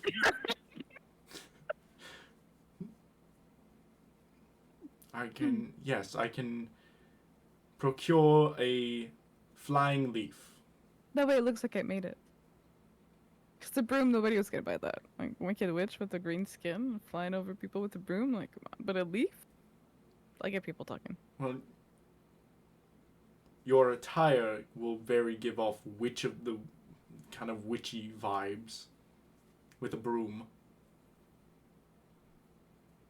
Exactly, I'm not trying to make it worse for myself. I'm trying to move in with the leaf. Okay. Then sure, a leaf that works like a magic carpet is something I Yeah. can do. That would be probably less expensive. If anything, it would be the most expensive thing would just be trying to find a leaf that size. But that would I'm probably pretty be small, around as long as you can 200. fit in my butt. Yeah, Oh. sure, I can fit your ass. That would be just 200 gold. Okay, great. Thank you. A leaf size ass. To fly over things. Okay. An Um, ass or an ass-sized leaf? Don't question it. Sure. Don't Yes. worry about it. Much of it is. Alright, so we have a sword, we have a shield, we have a ring, and we have a leaf. Points to Mako and Splint. Do either of you want anything?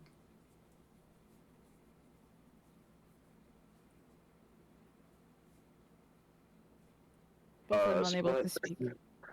Split is just gonna look at You Corinne. can talk. No, you can just talk freely, and then just like it's being translated. That way, it doesn't have to be like back and forth, back and forth. Just say whatever you want to say.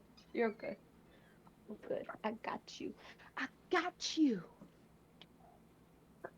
Hello, my name is Splint. I am here with friends. I see people are buying stuff, I would like you to look at my gun. Can he not Can you speak do anything with it? Draconic?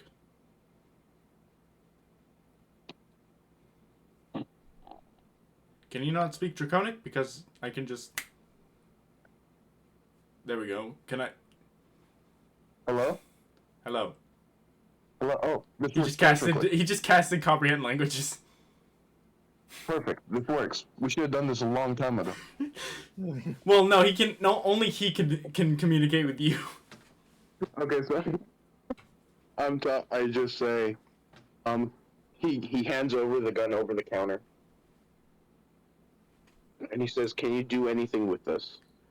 What the fuck is? He just looks at this.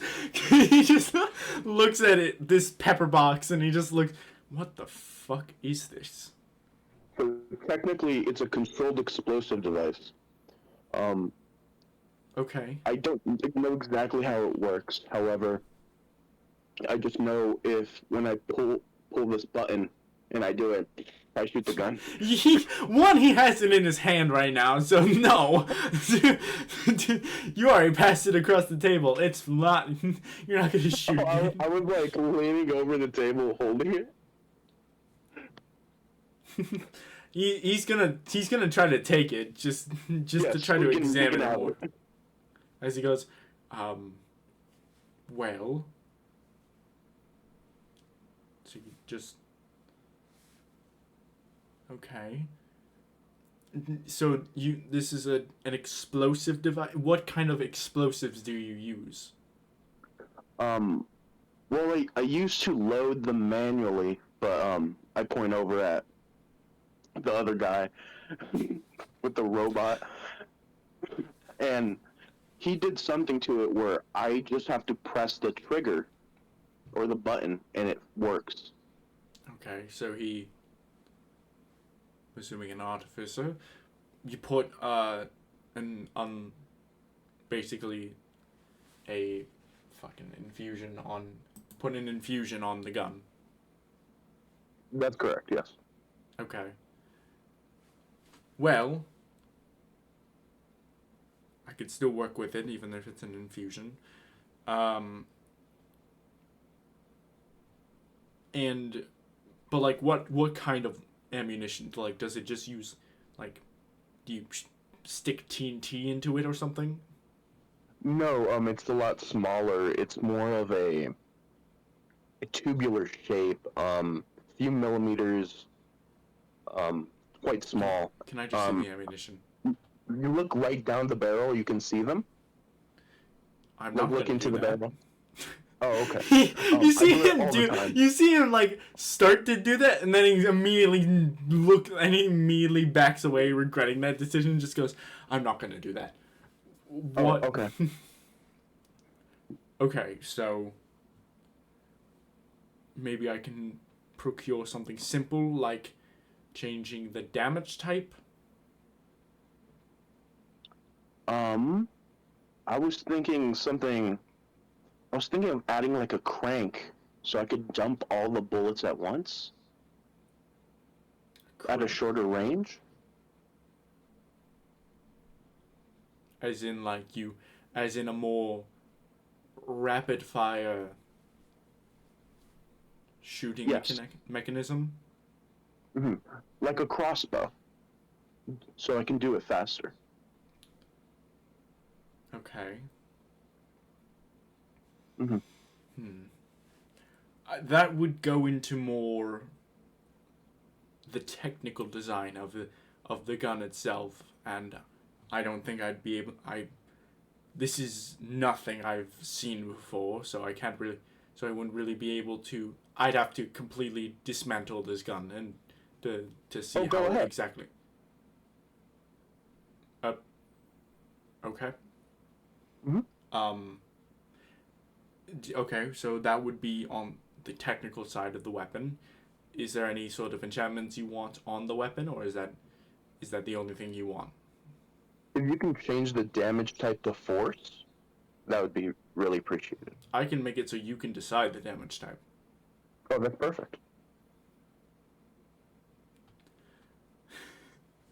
Well, He looks over to Kren.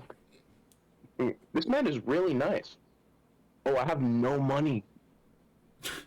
It's okay. Romanov just looks. Oh, come the fuck on.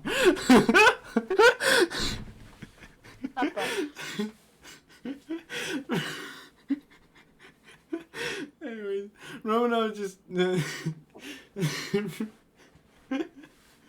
He just looks at you and goes, "I'm pretty sure you're. I don't know who he is, but your whatever he is going to pay for all of this, so you're fine." Okay. With that said, that would probably be 100, just because that isn't a spell. It's literally me just figuring out what the fuck this thing is and then making it better. So with that, I will just hold on to that, and that will probably take me the longest amount of time. And then for purposes, we'll get to unless Milo, you're able to speak, or. No! I saw you unmute, I saw you then mute, and I got disappointed again. Unfortunate. Well, for the time being, we'll say we'll have this discussion at a late. I'm so sorry. We'll have this discussion at a later time. But yeah, and then Romanov discusses their commission and then pays the whole bill. They seem to have their own bag of hold. They seem to have a couple bags of holding that they have, and they just pull out one and pay all of it with just literally just by dropping the bag of holding in front of them.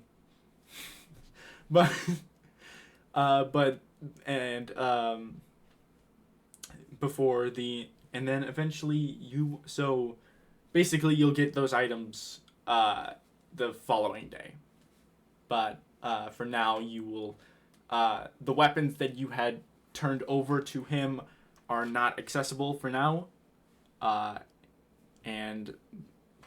yeah, and you will get those the next day when I actually write up those items.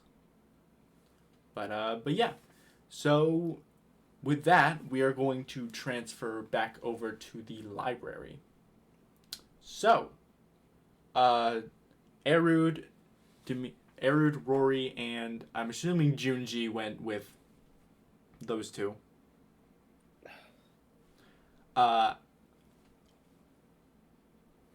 Rory, you are communing with Jormungandr, and while Erud, you are looking for the Ilios and the Aenis information. Yeah, trying to look for information on the Trojan, but if he can't find any in a relatively short amount of time, he'd just look for the general information. Okay. I will need a history check from Erud, a wisdom check from Rory, and Junji, are you doing anything during that? Would Rory want to, check through? Because I remember we went to, these deeper archives when we went there the first time. Would he want to check those instead? Help me out, guys. One more time? Okay. So I remember the first time we went to the library, Erud was looking for something, and he specifically asked my family to go into this. And we went into, this different section of the library to look for, I don't remember what it was. Right before we met Anna's character. Remember that, guys? But you want to check there instead, where it's secreto. Yeah, you can definitely. I'd say it doesn't really matter, but you'd be able to give them advantage just by giving them increased access to the librry. I already had advantage, but I'll fucking give myself my chance to recall back then. But I rolled a 15, so. Yay. Not great. Well, since you already had advantage, we'll just give it a little bit of a boost with like a modifier. No, And then don't a give it 14. to him. He's being too sassy. Well, I was just saying, like, it wouldn't do anything, like, to alter the roll, but I appreciate the thought. Don't talk to me. Okay. So, let's Loser, start with lame-o, Erud, just because I think the conversation with Jormungandr is going to get a little bit long. Or I don't know what you actually have in mind with communing with Jormungandr. But Erud, with the help of Junji, the two of you begin looking for different books regarding the history of the Ilios and the Aeneas. More specifically, looking for the Trojan.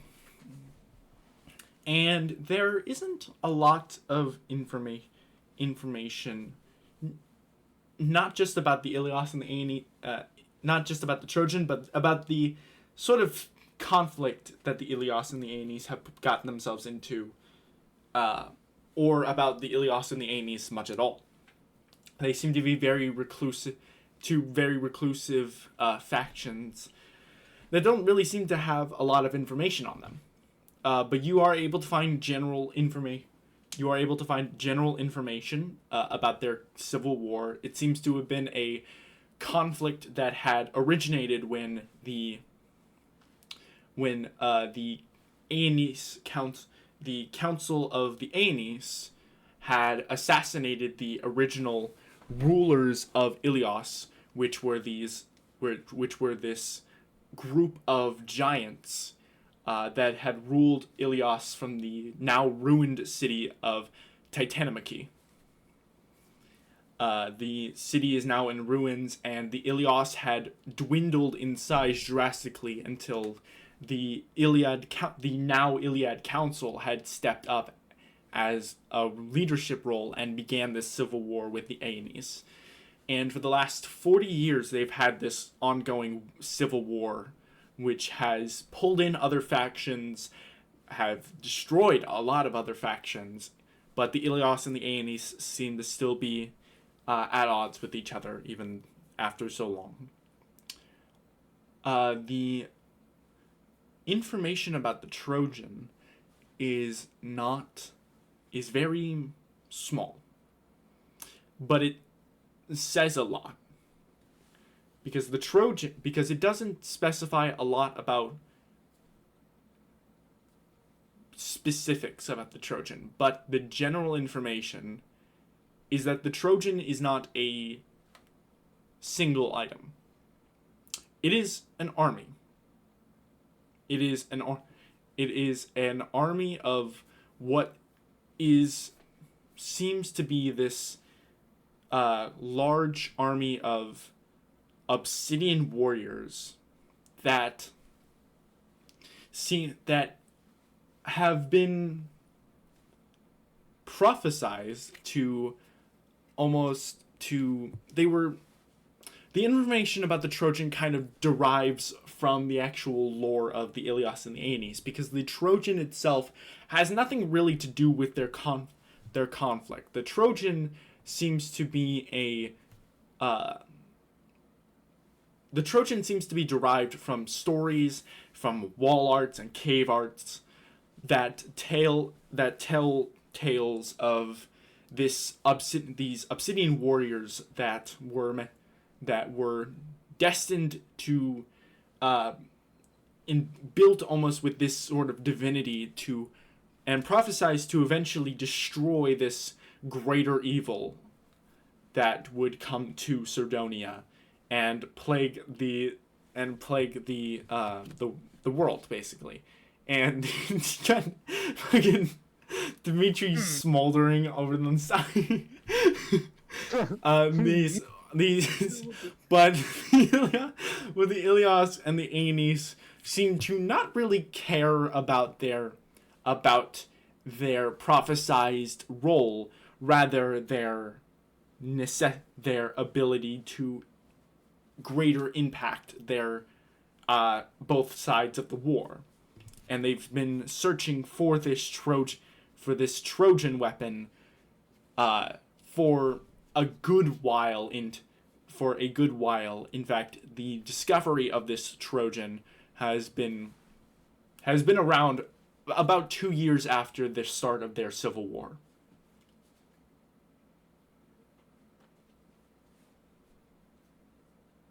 Alrighty. Arid would relay all that to Rory whenever he gets done with the Jormungandr thing. Okay. Now let's move on to Jormungandr. So, how does Rory attempt to attune to the or rather, how does Rory attempt to commune with Jormungandr? Probably pretty similar to normal. Find a pretty quiet place in a corner. Take out the dagger, kind of polish it, inspect it a bit, try and learn something. Almost calling out to him. Seems like he watches, considering the chest. So I'm just kind of hoping that he responds. Okay. So you sit against a wall with this dagger, this crescent blade, this ornate blade that seems to have the hilt of like a snake, of a like snake's head, with its mouth open to provide the guards of the actual dagger. You begin to sit there, eyes closed, and it takes you about a minute of just like trying to just mentally reach out to Jormungandr, but eventually you slowly start to feel that you feel yourself fall, as if the wall and the floor behind you have almost disappeared, and you are now not falling but drifting, like almost like you're in space. But as you open your eyes, you find yourself in the middle of water, like you are sunken beneath within the ocean. You could see the like surface areas. You can find yourself like your right way up, and looking up, you can see you are about a good like 200 feet deep in this ocean. You don't seem to have any struggle breathing, as you just float and bob in the water. Eventually, you see almost like a current just begin swirling around you.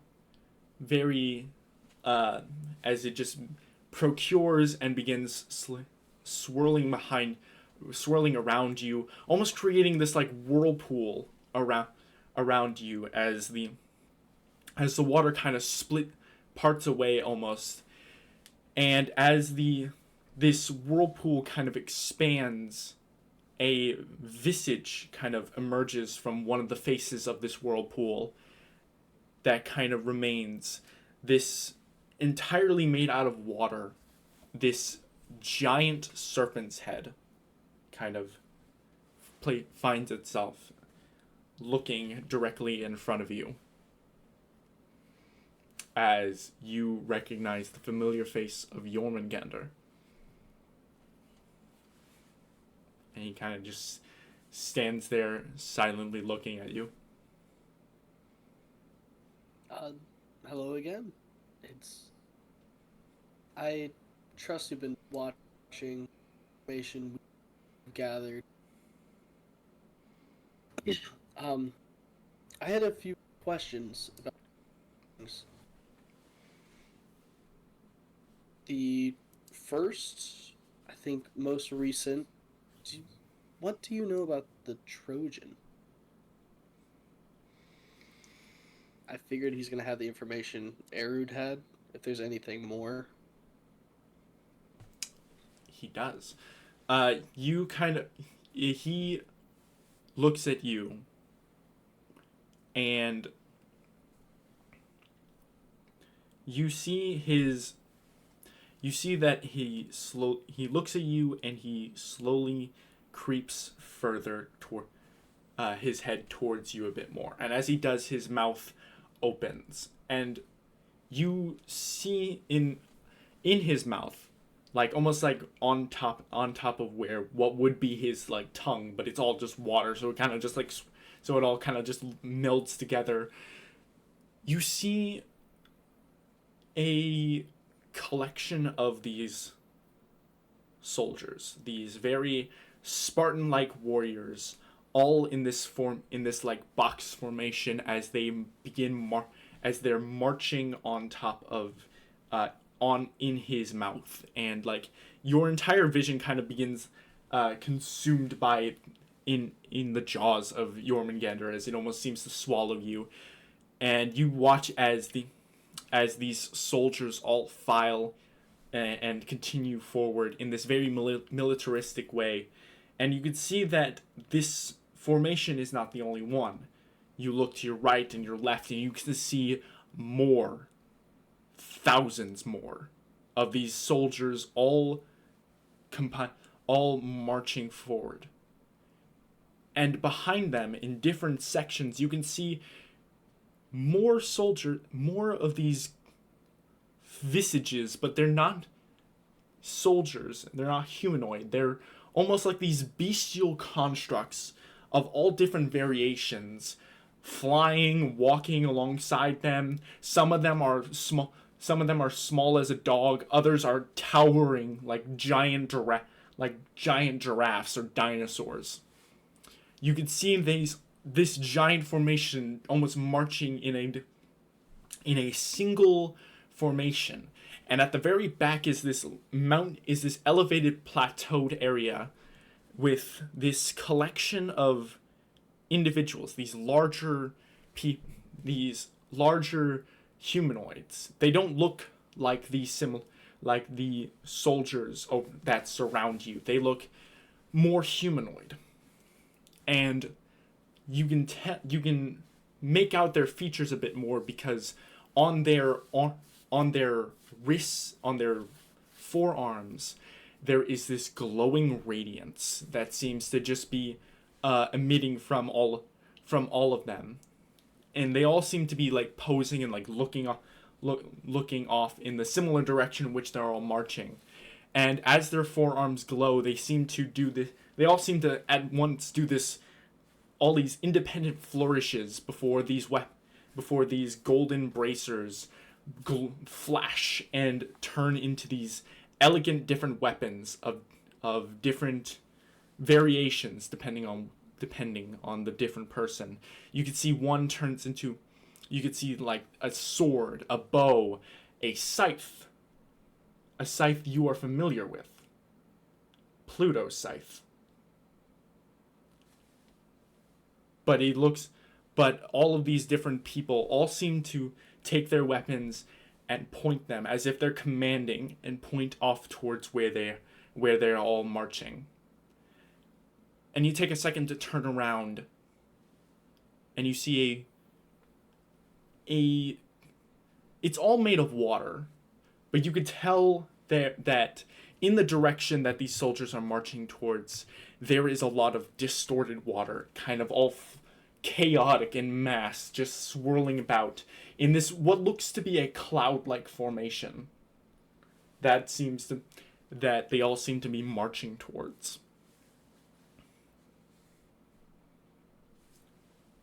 But eventually this foggy, this like cloudy kind of formation immediately rushes towards you, and you kind of feel yourself swirling and caught off guard as you are knocked back by this cloud mass. And as you slowly begin to right yourself, you see the entire vision is gone, and there only remains Jormungandr's face. Was that the Oblivion? He gives a slow nod. Okay. That's good to know. Did I get a good look at those bracers? Do those ring a bell for discussion with Kryn, perhaps? Make a history check. All right.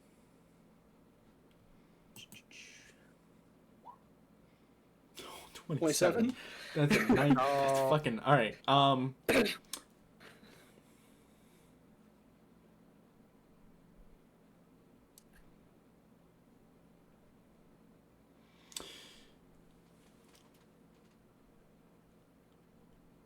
I have to recall, Kryn, or Beth, what all did you talk about the person that you're looking for? I showed Kryn showed them. You showed them the image. The drawing. The drawing. Yep. And then. Was it like just a full body sketch? It was probably like a portrait of like face and the hand tattoos, but like she described her. Okay. And then she kind of told them also what she heard from the city we were at before and asking about with the necromancy and everything.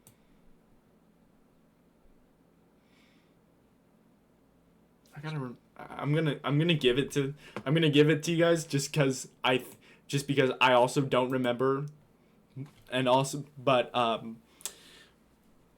you can, on a 27 to history, you can remember the description Kryn had given of this person,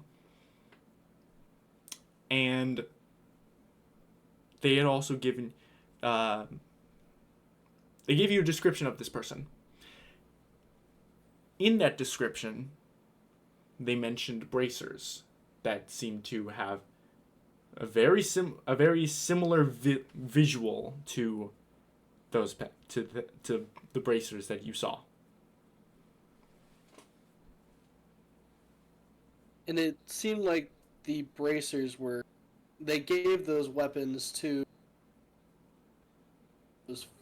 seemed like and controlled the army. The bracers seem to have an ability to turn into weapons. Okay. Interesting. All right, that is some good information to know. Not where I was going, but works well. Okay. I don't think I have any more questions about that. Okay, thank you for that information. I have another question, a little more personal, although I think it really does help with the situation at hand. We were speaking with Charybdis. I believe you know who that is. I think we talked about it. I can't remember for sure. Gives a slow we were nod. speaking to we were speaking to Charybdis, and they referred to the Chained Oblivion as Eris. My mother comes from a place known as the City of Eris. I couldn't get any information, but what she said is from a place that much information. You're cutting out a lot. You just went full muted at this point. Oh, okay. I can hear you now, but like you were like in and out, and at that point at like one point you just stopped receiving anything. That's fine. My mother is from the City of Eris. Destroyed. It was south. Wow, it just really doesn't want you to ask this question. Really? And that's about the City of Eris. Uh-huh. I'm asking about the City of Eris. If there's any information about that south of here. I basically say what my mom told me. He seems he doesn't seem to give a response.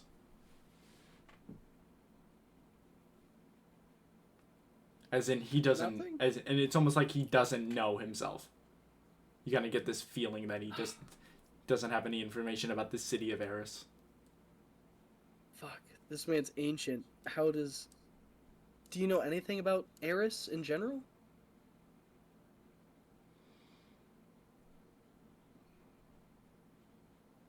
I'm Charybdis trying to think referred about it to myself. the Chained Oblivion as Eris.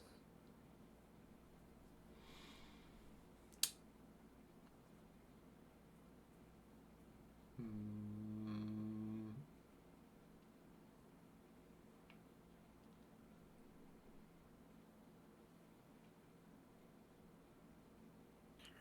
Trying to think about it.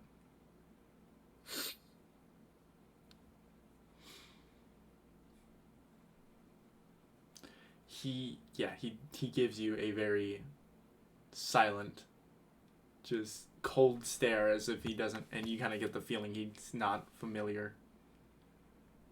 Not familiar. Yes. Why would just call it?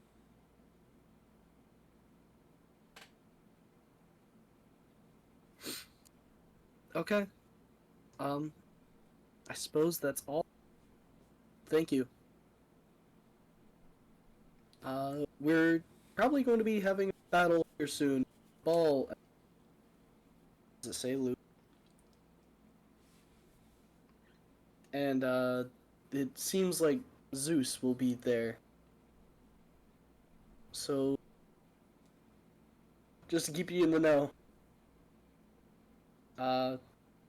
Thanks, and wish me luck. You All see right, that's that all. yeah, you see him like as you give the thumbs up, his head, you see the visage of his head in the water just lunge forward and snap and like consume you, and like you feel yourself like thrown back by the impact of his of his bite, thrown back into the wall as your head hits the side of the wall and like collides with the Oh boy. All right. I will meet Eru and trade information about all that. Okay. So yeah, the three of you all convene at a like center point, probably like the front entrance of the Catwood Archives. Do you guys find anything? Well, nothing too major. Predominantly that the Trojan is more of an army than a single weapon. Specifically, one prophesies to be for the purpose of combating a great evil. I don't think it would be too far of a stretch to consider the fact that that evil may be the very one we are fighting right now. Although No, it isn't exactly a certain. it is. It's yeah. Oh, I assume you Jormungandr found showed me. something? Ah, I see. Uh, it was. Do you remember the person Kryn was talking about? Yes, a woman with braces of some sort, tattoos, necromancy, all that. Mm-hmm. She seemed to have something to do with the Trojans, and they worked to fight against the Chained Oblivion. There's also Pluto's scythe. Was it Pluto or was it just his scythe? It You couldn't tell if it was Pluto because you didn't recognize who it was a little bit too vague of a visage of like the person, but you could definitely tell that the scythe was the kind of a make of the make of Pluto. Okay. So it might be helpful for Kryn and definitely for us if we discuss this woman with Pluto at tonight's ball. Well, I was thinking of having words with him anyway. Perfect opportunity, I think. Yeah.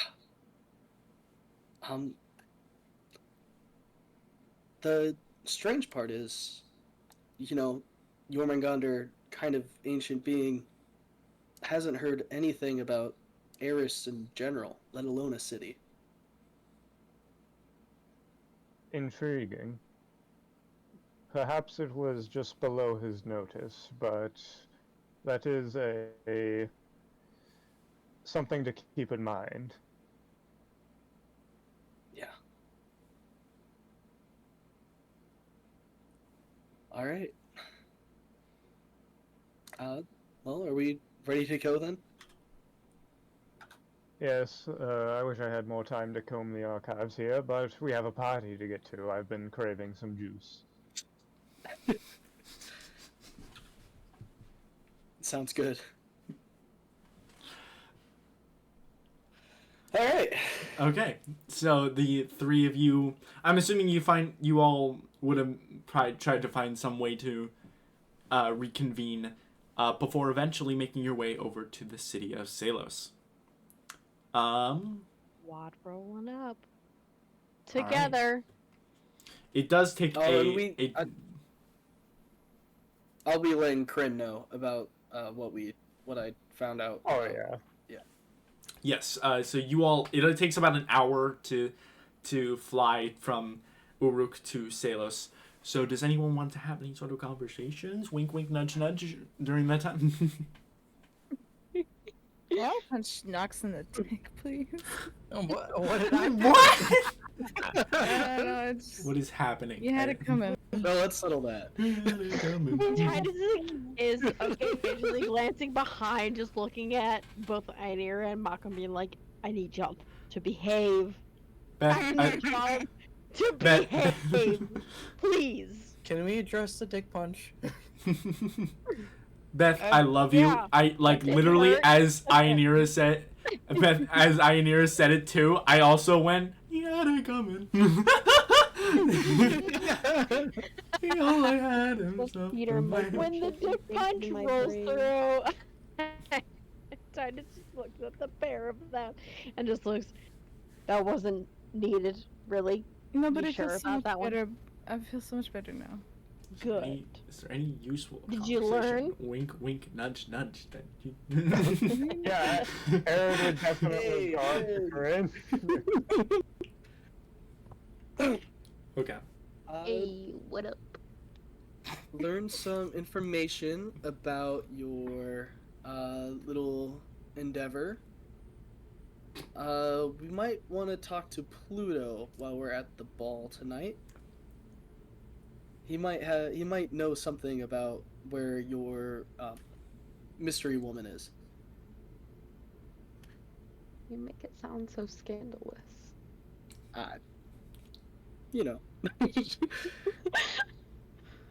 Who's Pluto? She The planet. a plant and a dog, but he was he came from, I believe, Ithaca, right? That's where he said he hailed from. I don't think he ever actually said somewhere where in he that hailed region. from. Okay.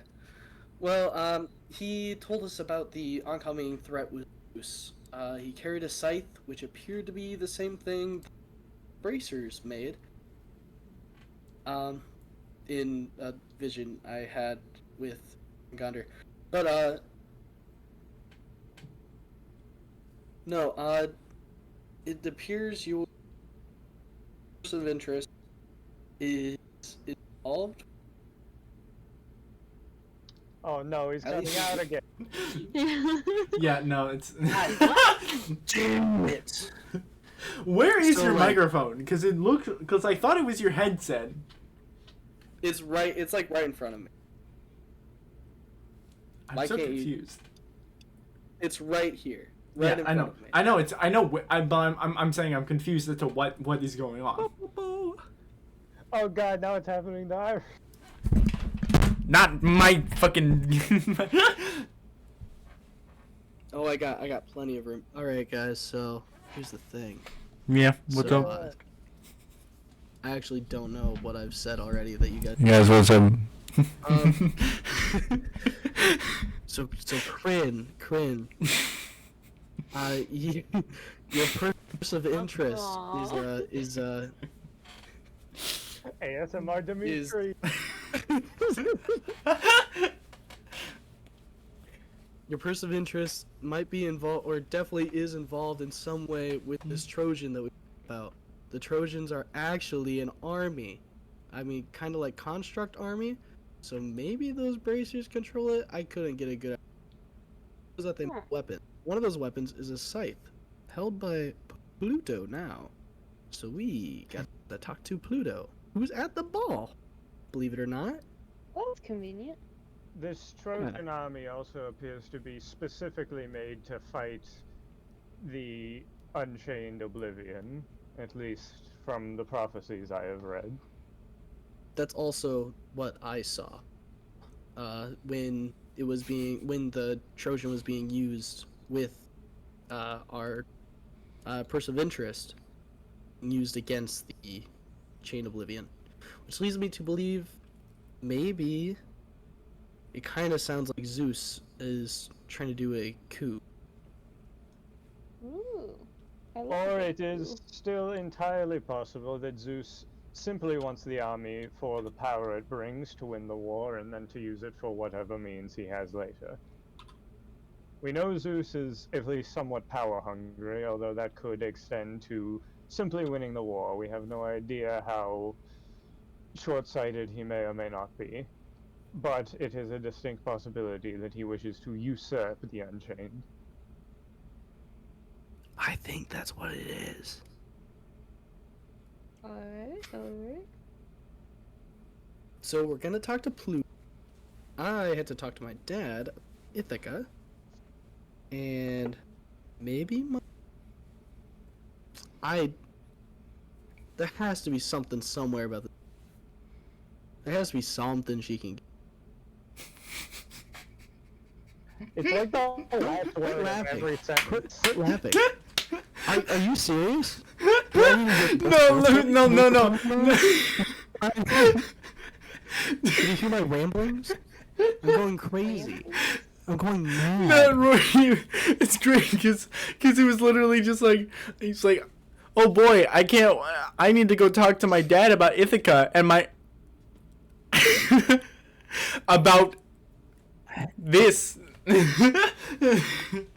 she can get me. Literally the crucial information about every sentence gets bleeded out. Hey guys. I have Not too about bad, yeah. 6 of the miracles of cup. This feels oddly intimate. Good I'm lord. into it though. I'm into it though. Are you gonna whisper my name No, as I moan into the night? No! I fucking hate all of this. I hate this.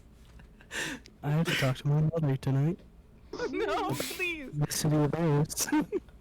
So anyway, get this home. Anyways, dear lord. If ever you want to show that to your kid. Okay. Wait until Anyways, next so session, maybe. you all. So does anybody else Or Irish. want to have a conversation with anyone else before you get to Salos? Okay, We have perfect. So, so So babies, right? no. Anyways, so you all eventually get to Salos. Find a. We will skip over the picking and choosing because I will let you all decide what your outfit looks like. But eventually, you all find a tailor, get dressed. I don't know if anyone, how many of you actually are getting your attire, you getting something. But regardless, you all make it to Salos, find a tailor, get your lovely outfits, all procured and paid for by Romanov, and then, at least for the group 6. I don't. Group 6 is getting their shit paid for by Romanov.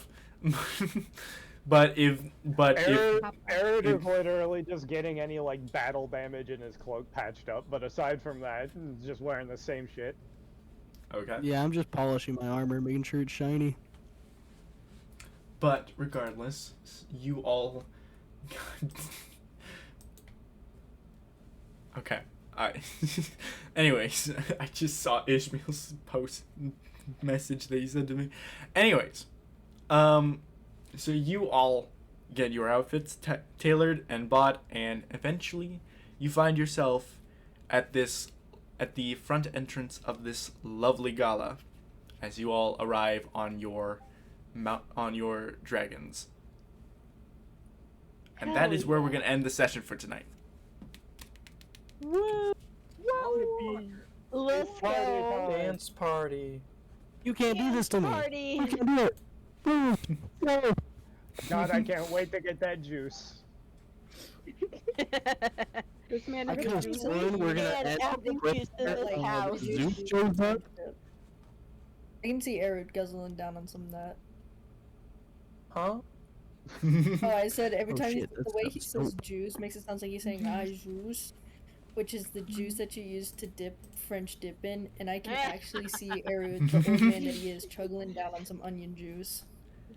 I see you all posting your outfits in the chat. There's a reason I'm giving you all 2 weeks to decide what your final outfit is gonna look like. You fucking artists. I hyped my arm. I guess I'll look look at at it the as a end of small the video. episode. Danny DeVito. Meanwhile, fucking Danny Ishmael DeVito. sends me a DM of a photo of Danny DeVito in a suit, saying that's what my outfit's gonna look like. Real. Danny This makes sense. DeVito. No. What? Anyways, so that is going to be the end of session 2 for tonight. Yeah. Alright. There's a Good lot of night, information being. Good night, Scout. Night, friends. Good I will night. talk to Good you night, later. Thank you, Good night, Iris. kids. Night. Thanks, Iris. Night. Thank you. Wait, Iris, do you want to show up to What? what? Who? Want to come to my grad party?